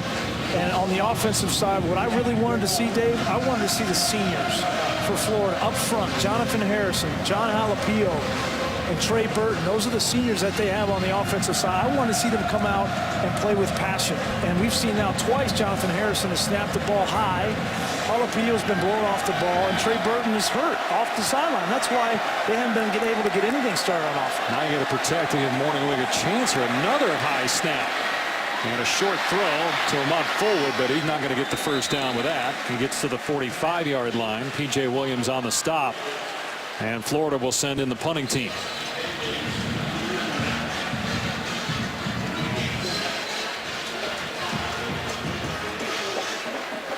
Now, Johnny Townsend had a huge punt in the first half that pinned Florida State at the 4. And it looked like they were going to flip the field, get field position. And the ball back with about 4 minutes left, but Jameis Winston converted on a 3rd down and 26 with a pass to Kenny Shaw. The Noles scored, then tacked on another touchdown. And here we are at 17-0. And Florida State will start its next drive on its 16 midway through the 3rd quarter, leading 20-0. Pockets had great protection up front, but he stood in there and made the throws. He's patient against zone coverages, aggressive against man coverages to make plays, and then the last part we just talked about, accuracy. Those are the 4 things that really have been impressive about Jameis Winston, in my opinion, and a big reason why he's been the most outstanding player in college football this year. Leads the nation in pass efficiency and is on pace to break Russell Wilson's single-season record for pass efficiency. Here's Freeman off the right side. It's upended at the 20-yard line. Gain of 4. Brian Poole made the tackle, so 3rd down coming up for Florida State. Right now 5 of 9, 0 for 2 in the second half on 3rd down. And I think if you were going to put one more thing on that graphic that we found out today is how we deal with adversity, right? You get punched in the mouth from an aggressive, really good, the best defense he's faced so far this year, backed up in situations, and you respond with your offensive teammates in a way that's been impressive. We asked Jimbo Fisher yesterday how Winston has handled the cloud of the ongoing investigation, and he said, you know, he didn't say anything. He just goes out there and practices and plays, and now here he runs across the 30 and slides to the 33-yard line. So another 3rd down, medium to long, and Florida State picks it up. No, Grease, I would agree with you 100%. Accuracy is the fundamental essence of the position. But when it comes to evaluating quarterbacks, especially young ones coming out of high school, the competitive temperament, the mental character and the makeup, the mental toughness, all of the things that maybe don't manifest themselves on tape or you can't necessarily see in a camp or combine setting. Oftentimes you may not know about all of those traits that are so critical to success until you get the guy in your program. With Jameis Winston, Jimbo Fisher and staff knew they had the entire package from word go. Yet he didn't win the starting job until training camp. He sat and redshirted last year with E.J. Manuel as the quarterback. Winston with a ton of time, gonna let it fly, and Benjamin is there, and he pulls it in inside the 15-yard line. Another perfect throw from Jameis Winston. You talk about the total package. He moves from one read, wants to throw it to O'Leary, and then peeks outside, and at the last second to be able to fling it out there 65 yards in the air. And Kelvin Benjamin, you give him that much space, and he's just got such a long stride, and the ball is perfectly thrown. A 56-yard pass. Benjamin with 178 receiving yards. Here's Freeman inside the 5. Touchdown, Florida State. And the route is on in Gainesville.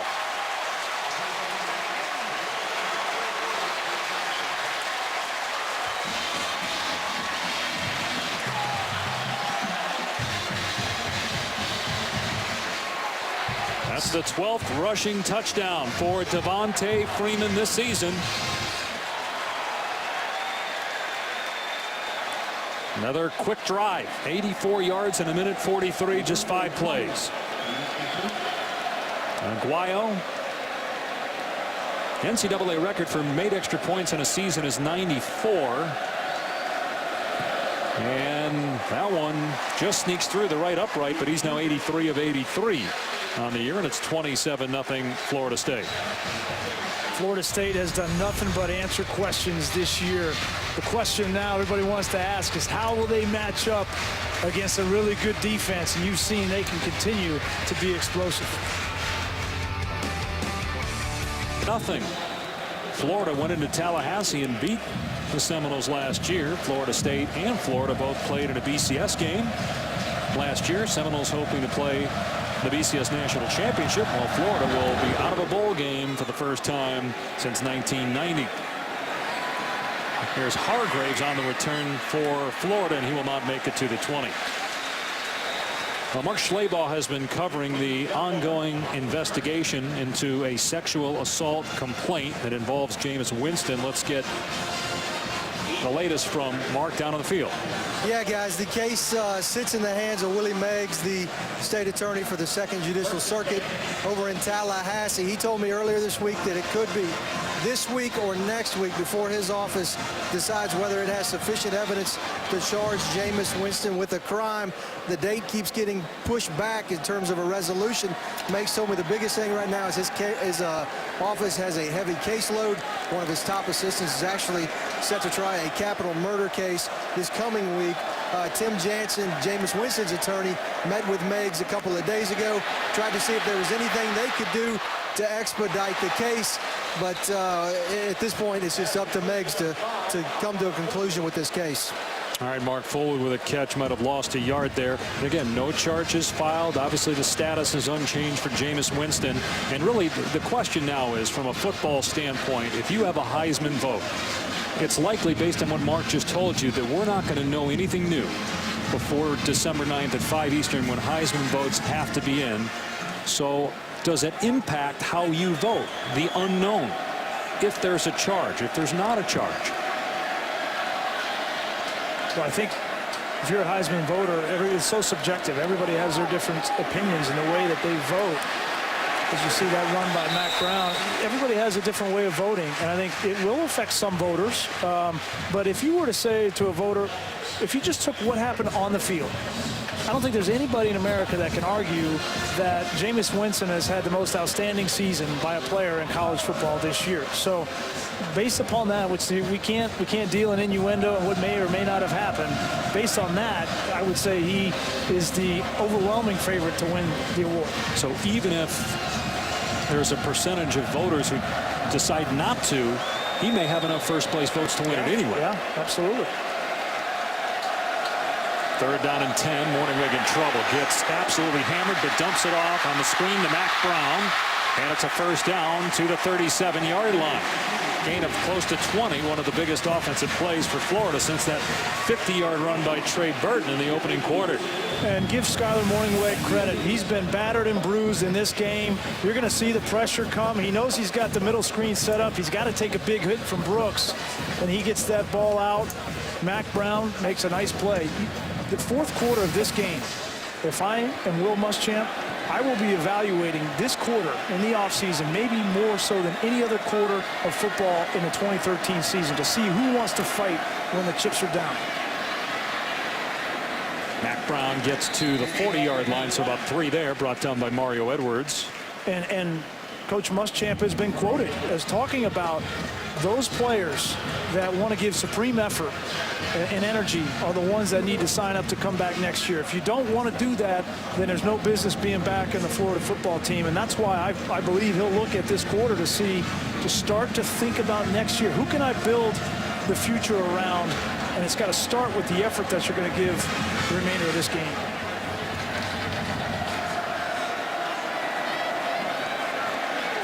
Showers gets the dump off and has room up the sideline into Florida State territory. Knocked out at the 46 after a 14-yard pickup. Fellas, the most important thing about effort is that it's a reflection of pride, and it takes absolutely no talent to exert it. And I think when you talk about evaluating these players, keep in mind this is going to be right now a Florida two-deep team on offense and defense that only loses 8 seniors off of the entire two-deep offensively and defensively. Every facet is being scrutinized, but effort has got to be the signature emblem of this team right now. Got a first down here, Tom, at the Florida State 46-yard line. As they fumble the exchange, it's covered up by the quarterback, Morningweg. My question is, as there is a penalty flag that flies in, Florida here in 3 years under Will Muschamp, the offenses have been bad. They've had 2 different coordinators. And what do you do to change things up? Do you make a move at the offensive coordinator spot? Do you change the whole offensive staff if you're Will Muschamp? And he did tell us there'd be changes made. Unsportsmanlike conduct, number 22 on the defense. That's a 15-yard penalty, automatic first down. It's on Telvin Smith. Now, Muschamp didn't tell us what those changes would be or what side of the ball those changes would come from. But obviously, they have to do something offensively to put themselves in a position in the SEC to score enough points. When last year was an anomaly, you're not going to go 7-1 in the SEC, averaging less than 200 yards offense or whatever it was. Well, I think a couple things need to happen. And first is to find a quarterback, right? I don't care what scheme you have. You've got to have a quarterback that can pull the trigger. Unfortunately for Florida this year, Jeff Driscoll goes down early with a leg injury, and they've been in tumultuous situation ever since. I don't know if it's Jeff Driscoll. I don't know if it's the freshman Will Greer coming in next year, but that's where it has to start. Brown wrapped up at the point of attack. And then Will Muschamp, I think, will learn from this year and learn from last year. And I think loosen the grip a little bit on the offense and let it breathe. Let it be aggressive. Let it be, yes, you may have some quick 3-and-outs in situations and put your defense in more difficult situations. But maybe Will Muschamp learns from this season that I have got to find some offense to go with my defense, because that's the only way I can compete in the SEC.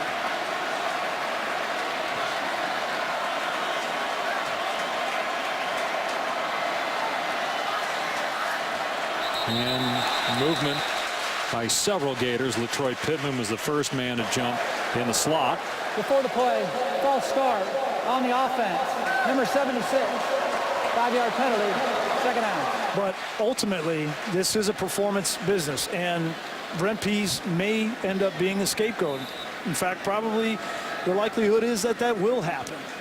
But it's not all his fault. Right, you can't put all this on Brent Pease. Certainly, they could have been more innovative. They could have done more, but with the injuries that they've had, it would have been very difficult.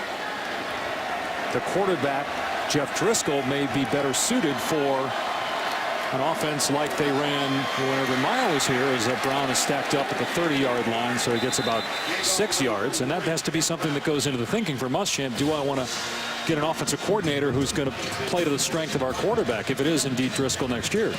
Well, Will Muschamp, without question, is smart enough to know that he's got to build the offense around the strengths of his quarterbacks, all the while masking the weaknesses. But I think it's more than that. I think there's some inner turmoil with Will Muschamp because he so badly wants to base this offensive scheme off of a power run game and physicality at the point of attack. That doesn't mean you can't be innovative, and that doesn't mean that you can't create some flashiness. What they've got to do is recruit better skilled players. And I think they're getting there with last year's class and this coming class. Here's 3rd and 9 for Skyler Morningwig. And it's complete, short of the first down. You would imagine that Florida would go for it here in 4th down at about 4 as Fullwood makes the catch.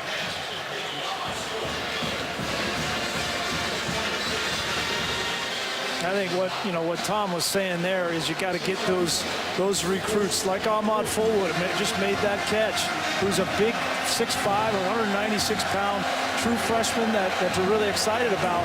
But if I'm a receiver going to Florida and I see Will Muschamp's a coach, I'm going to have a hard time going to an offense like this. Going forward here on 4th down and 3 with a play clock at 4. Morningwig throws, and it's caught. There's a penalty flag down at the line of scrimmage. LaTroy Pittman, only 1 catch in the season coming into this game, able to secure the ball. Let's see what the penalty flag is for. The Florida State coaches were jumping up and down on the far sideline. Illegal formation on the offense. More than 4 in the backfield. That's a 5-yard penalty from the previous spot. Repeat, 4th down. Can't have 5 guys in the backfield. This guy right here, I think it's Dunbar at the top of the screen, has to be on the ball, and they judge that he was off the line of scrimmage there, which allows 5 guys in the backfield, which is a penalty. So now it's 4th down and 8, but down 27-0. Florida has to go for it. And they're 1 for 9 on 3rd down. And now they got to come up with a conversion on 4th down and 8. Inside 30 seconds remaining in the 3rd quarter. Now we get a timeout called by Florida State.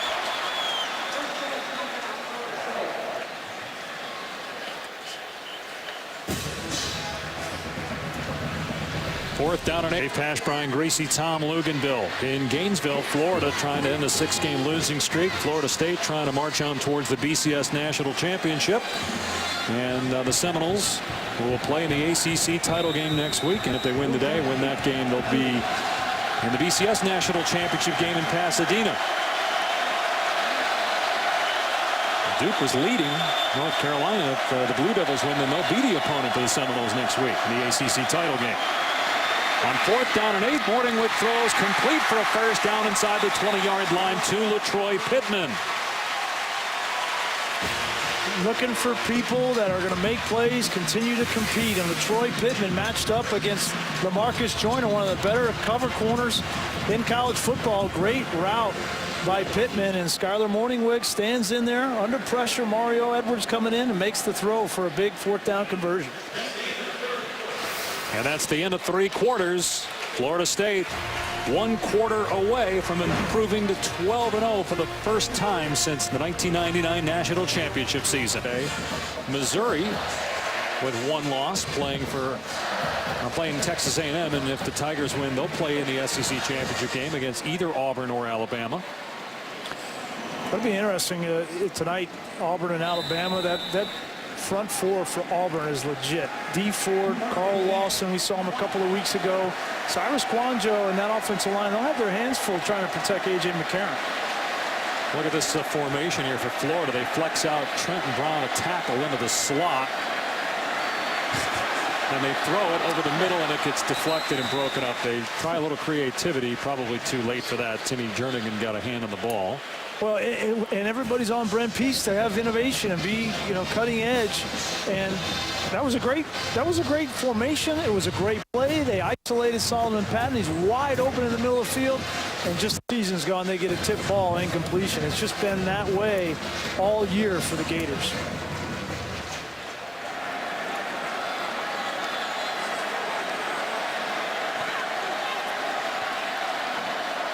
Another interesting formation here. And here comes a reverse to Taylor inside the 20. Taylor inside the 10. And they're going to say that he stepped out around the 7.5-yard line. 1st and goal for Florida. Great misdirection. You snap the ball a little bit high again from Harrison. You get 2 lead blockers with Joyer and Morningwood. If I'm Taylor, I'm going to follow Joyer, not the quarterback. Yeah. One guy's 240, the other guy's about 204. But this is a guy in Kelvin Taylor that you can build around, right? You can build around some of these younger wide receivers. Ahmad Fullwood. We just saw LaTroy Pittman make a nice play. They've got to find some players up front on the offensive line, and then that quarterback. And there's Mack Brown on 1st and goal. He's to the 5-yard line. 2nd and goal coming up. And I don't know that you're going to go out there and find another offensive coordinator, but you're still going to have the same pieces. And so it's going to be an interesting offseason in what Will Muschamp decides to do, not only from the decision on who to hire, but how much control does he give him. I think all the talk here, and it's been rough from what we're told in terms of just the fan backlash directed at Will Muschamp for the season. I mean, you think the guy won 11-2, went to the Sugar Bowl last year, 7-1 in the SEC. As Morningwood throws, it's caught, it's a touchdown. Pulled in by Hunter Joyer, and the Gators are on the board.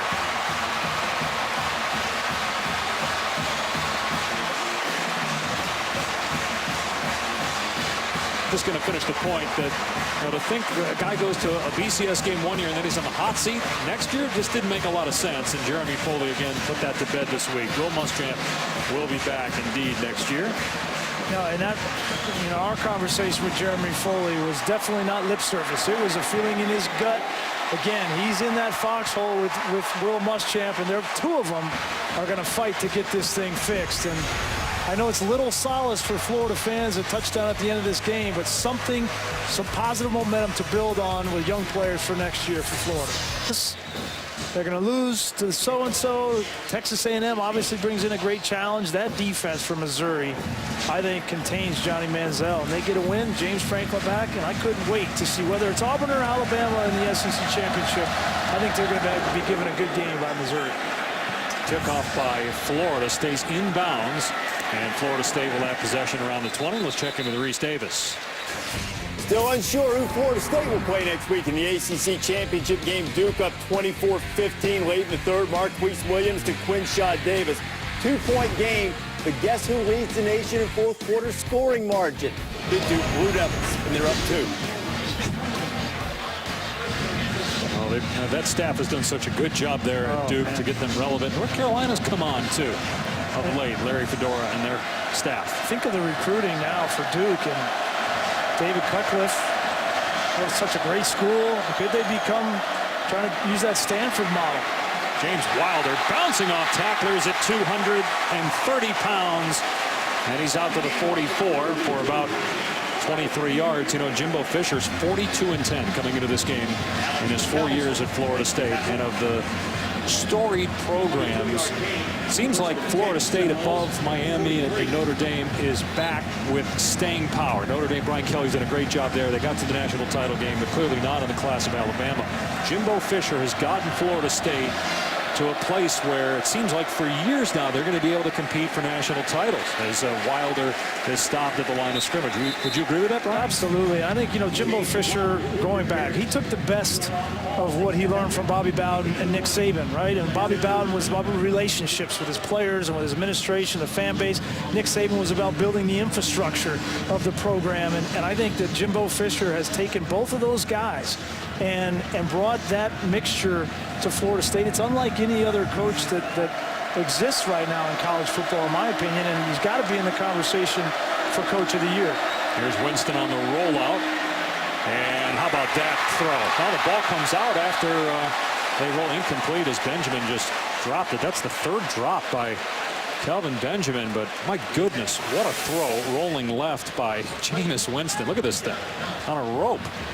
That's not easy to do over a linebacker there, and Kelvin Benjamin just turns his head and tries to run upfield a little bit. But Kelvin Benjamin, if he can iron out the issues of consistency in catching the football, he could be one of the better wide receivers in all of college football.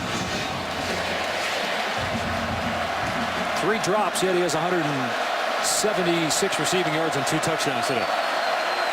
They have about 300 yards receiving. Winston going to him again, and another perfect throw. Wow.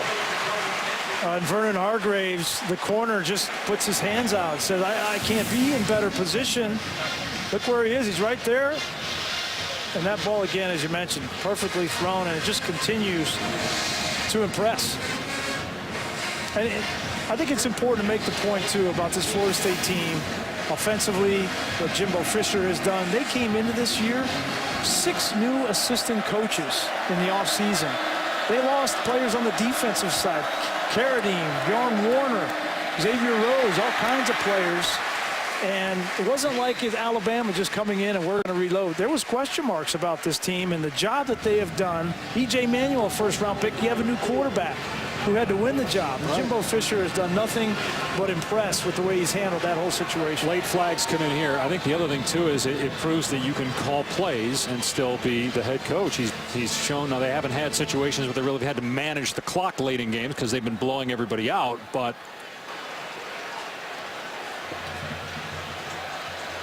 getting a little chippy here late, and Cameron Irving got mixed up with one of the Florida Gators. Now, we obviously already saw one embarrassing moment in a rivalry game at the fight in the Michigan-Ohio State game, and the officials trying to do their part to keep that from happening here.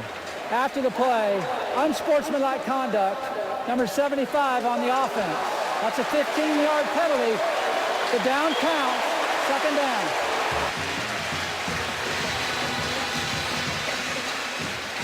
Well, this is a rivalry that has had its moments. This is 1998 here in Tallahassee. This is pregame with actually some of the Florida State walk-ons who weren't even dressed getting into the action.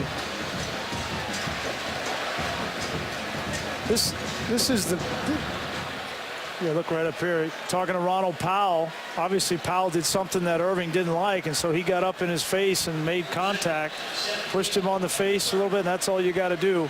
This is the best day, in my opinion, the best day in college football. The rivalry Saturday, right? All these great rivalries, and we've seen it time in and time out. You're going to have these kinds of emotional outbursts from players in these kinds of games. Wilder on 2nd and 17. Oh, gets picked up and body slammed to the 17-yard line. That's hard to do. Wilder's 230 pounds. A 3rd down coming up. Marcus May with the vicious tackle.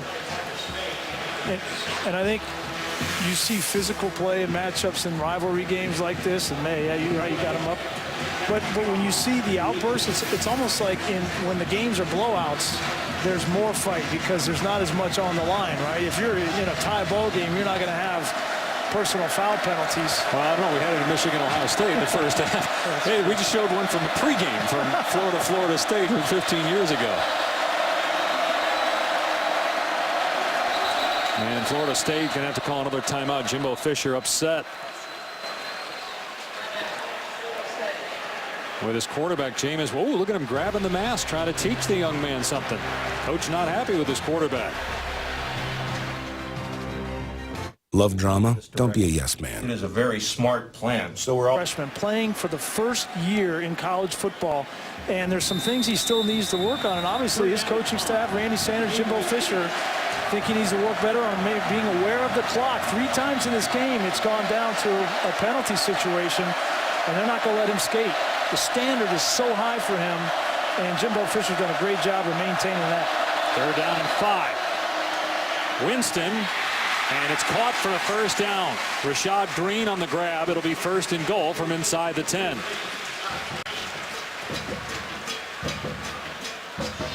Look at Jameis Winston talking to his offensive line. It's Trey Jackson there. Trust the pocket. That's what we talked about. He's always had good protection the majority of the year. And you see the maturity to deal with your head coach coming, grabbing your face mask, yelling at you, to come back and throw a dart on 3rd down there to get a first down, and then to tell your right guard to quit fighting and quit being chippy. That's what quarterbacks need to do. That's leadership. Wilder bounces off of one man and finally goes down at the 5-yard line. Marcus May got him to the ground.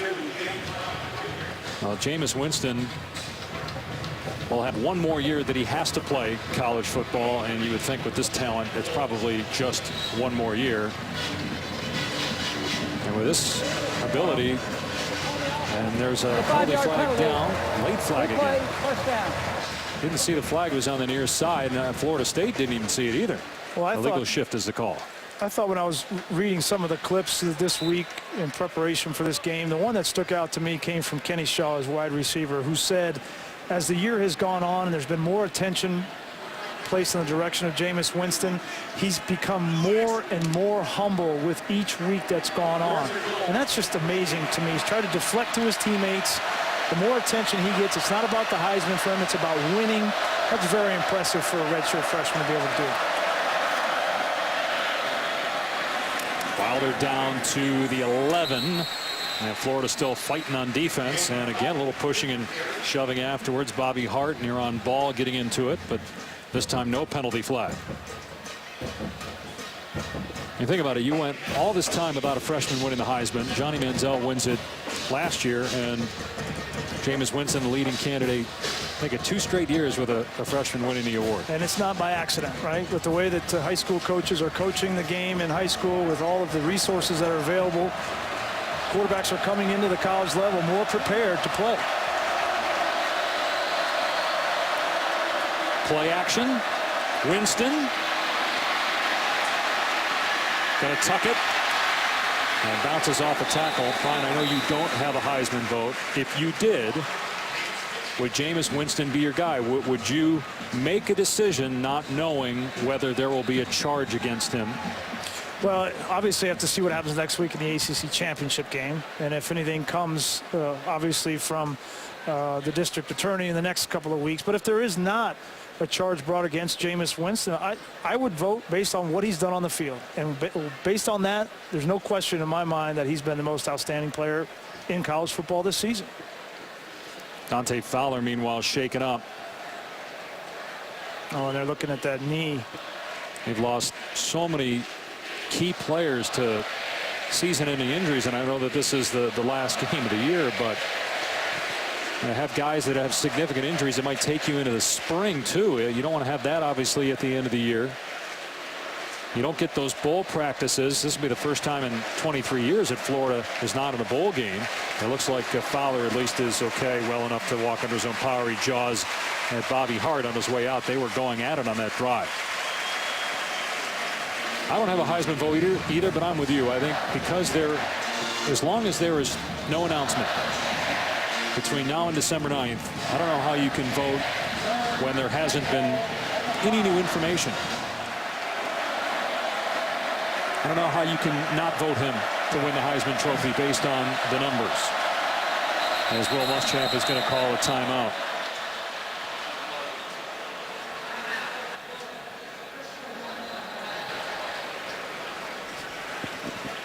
Now the other thing too with Florida State, winning this game obviously next week against Duke or Virginia, whoever it is in the ACC title game, they win that game, and you're a voter trying to pick the top 2 teams for the BCS championship. If you don't know the status of Jameis Winston, it's the same thing, right? You got to vote them in the top 2. No, there's no question that the 2 best teams on the field in college football so far have been Florida State and Alabama. And based on what Alabama does this week today against Auburn, we're going to see, in the SEC championship. Don't rule out Missouri either. Once they get to the SEC championship, we could be talking about Auburn against Missouri, Alabama against Missouri, and the winner of that game really could play the Florida State Seminoles if they get past the ACC championship. Ohio State playing Michigan today. The Buckeyes still have Michigan State. Obviously, they're still alive if Florida State should lose next week, or if Alabama loses to Auburn. Winston on 3rd down and goal, and Benjamin makes the catch, his 3rd touchdown.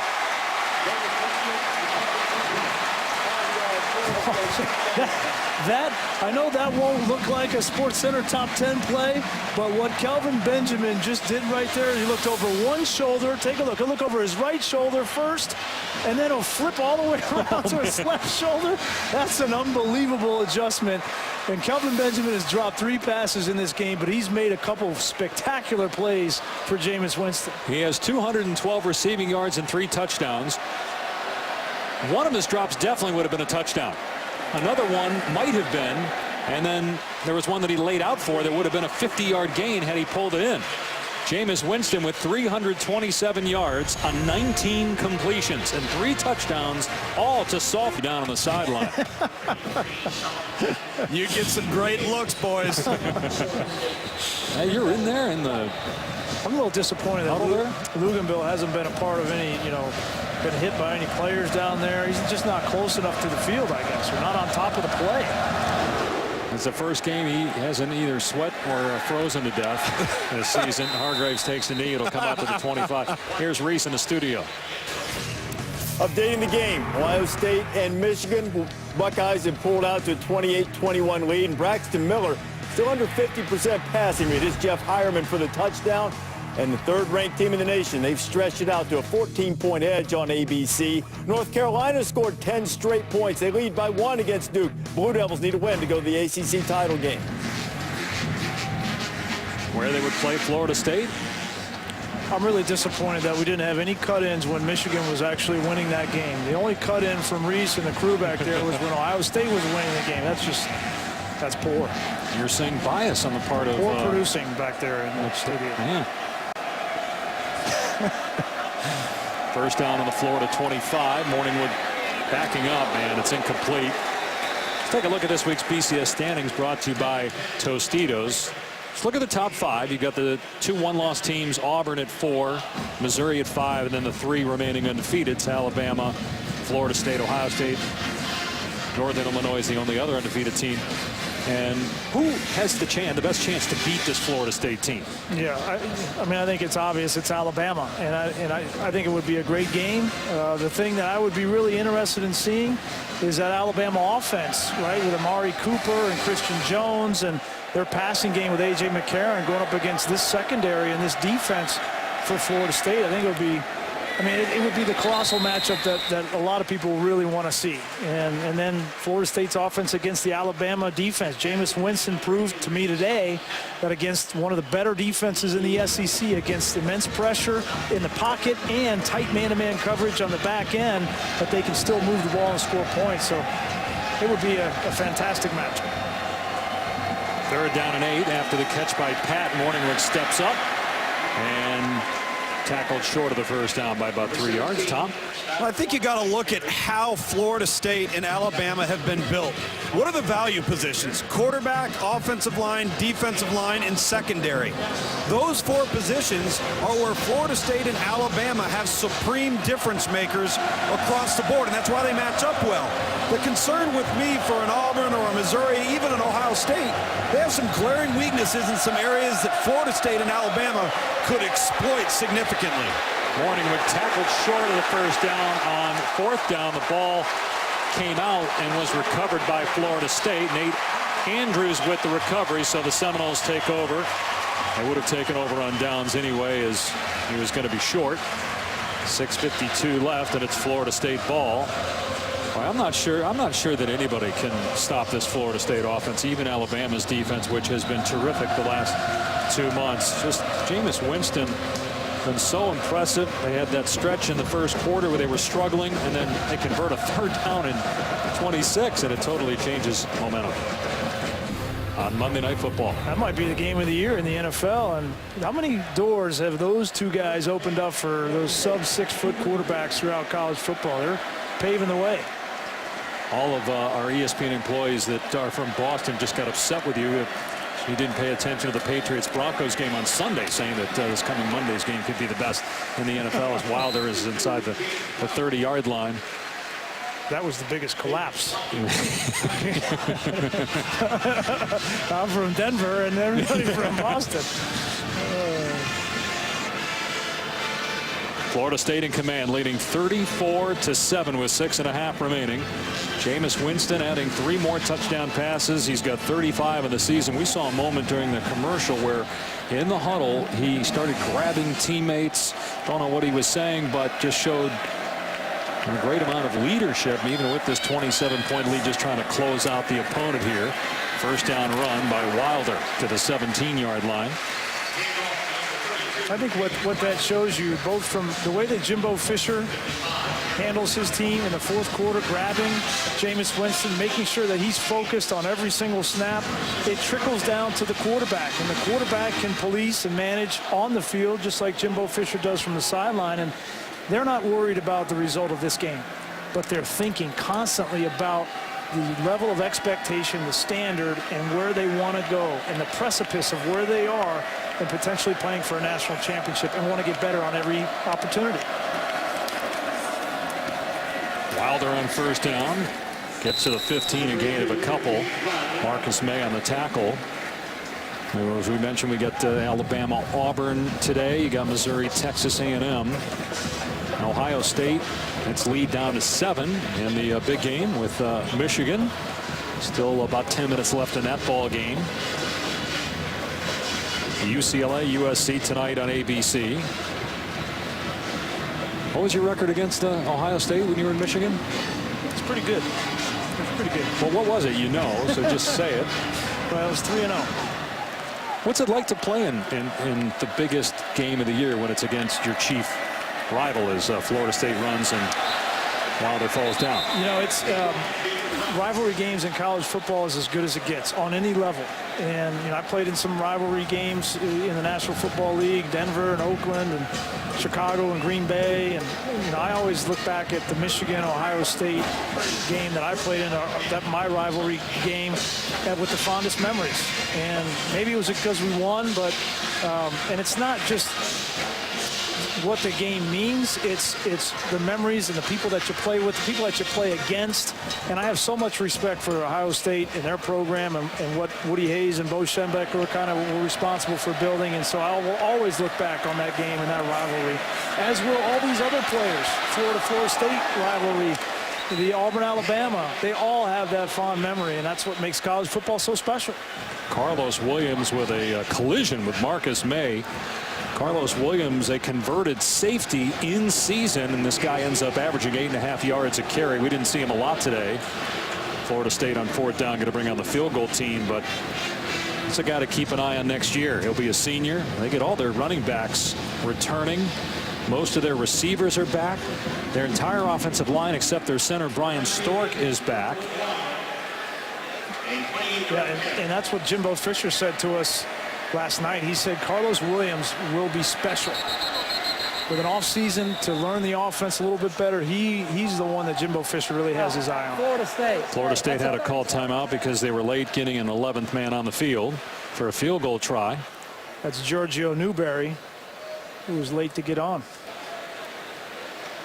So while we have a moment, let's check in with Reese Davis in the studio. Maybe we'll get a positive Michigan update for you here, Reese. I like it. Greasy, I tell you, this is all for you. 35-21, Devin Gardner's thrown for more than 300 yards today. He'll find Drew Gillio for the touchdown. But Brian, wait, there's more. Carlos Hyde fumbled. Michigan has it in Ohio State territory, trying to drive for the tie. You see, when we get a cut in, it's good luck. Good job, Reese. Obviously, Ohio State is in the Big Ten championship game, but still shot of playing for a BCS national championship. But if they lose at Michigan, that's done. Remember, Urban Meyer's not lost yet as the head coach at Ohio State. The field goal is good from Aguayo, and then makes it 37-7. We've been fortunate all year to have our sideline analyst with us, the national recruiting director for ESPN.com. Especially over the last 6 weeks with these blowout games, we can get Lugie in here to very official national director. Yep, and tell us about recruiting. So, Tom, take it away. I think from Florida, guys, obviously it's been a tumultuous year. But from a recruiting standpoint, this is a 10th-ranked class right now. They don't have a lot of numbers because, as we've referenced early, the bulk of this roster is coming back. But where they have made some inroads is continuing to address the needs that they have for offensive skilled position players. And I think the two things that are important to note here is, despite the down year, you haven't seen guys jumping out of the third floor of a burning building. They haven't just been scattering to separate themselves from this program. That's number one, and it's important because it shows what Will Muschamp in this program is and how they're perceived.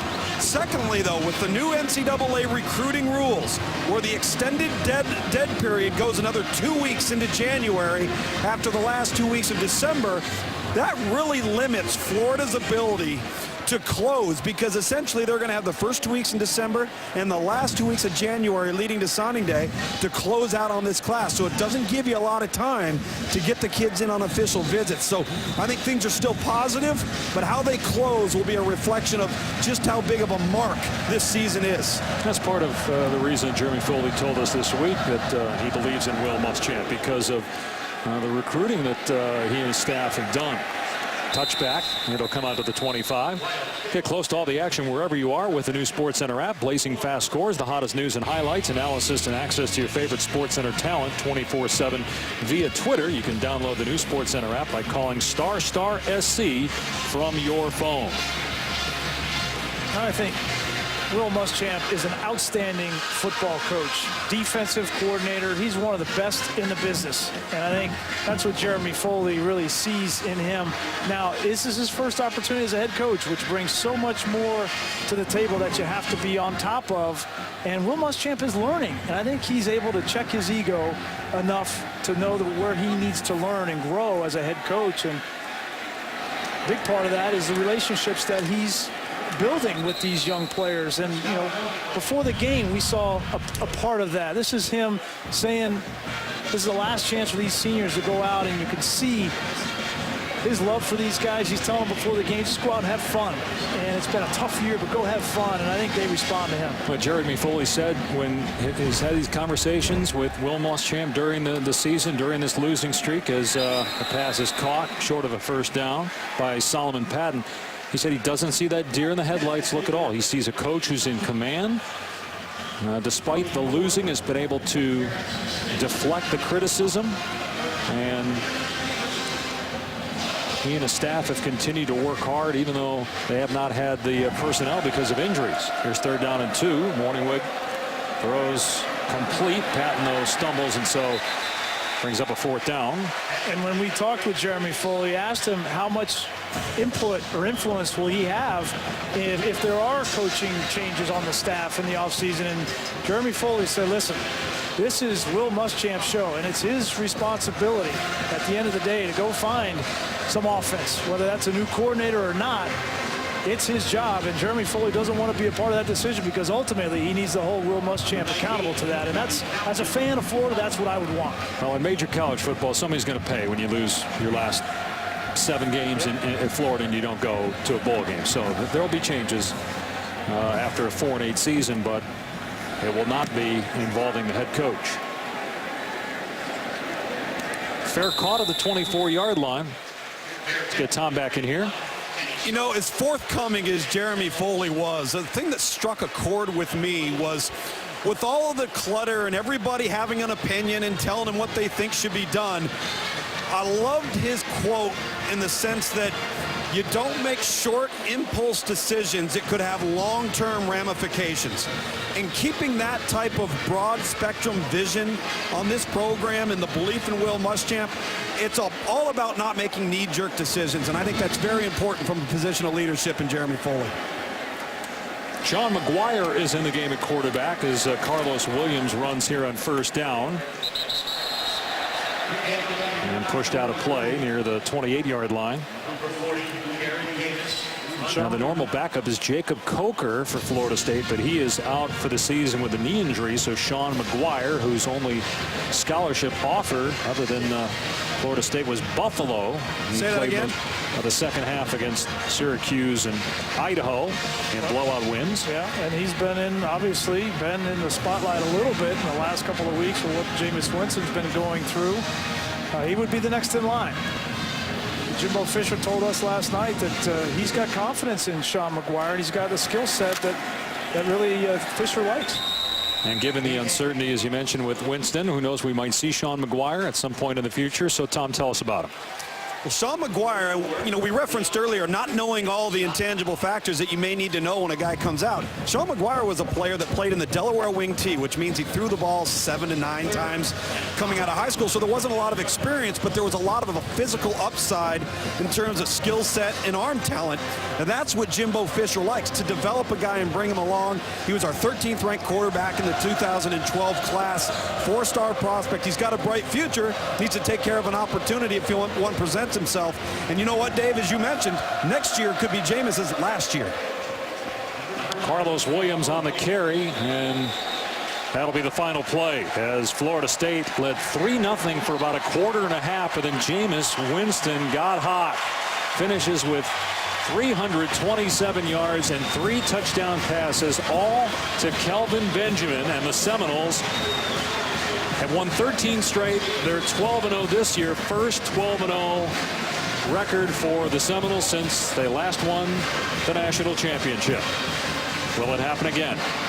They're one victory away from playing for the BCS national championship. They'll face Duke if the Blue Devils hang on to beat North Carolina in the ACC title game next week. Jimbo Fisher standing by with Tom Luginbill.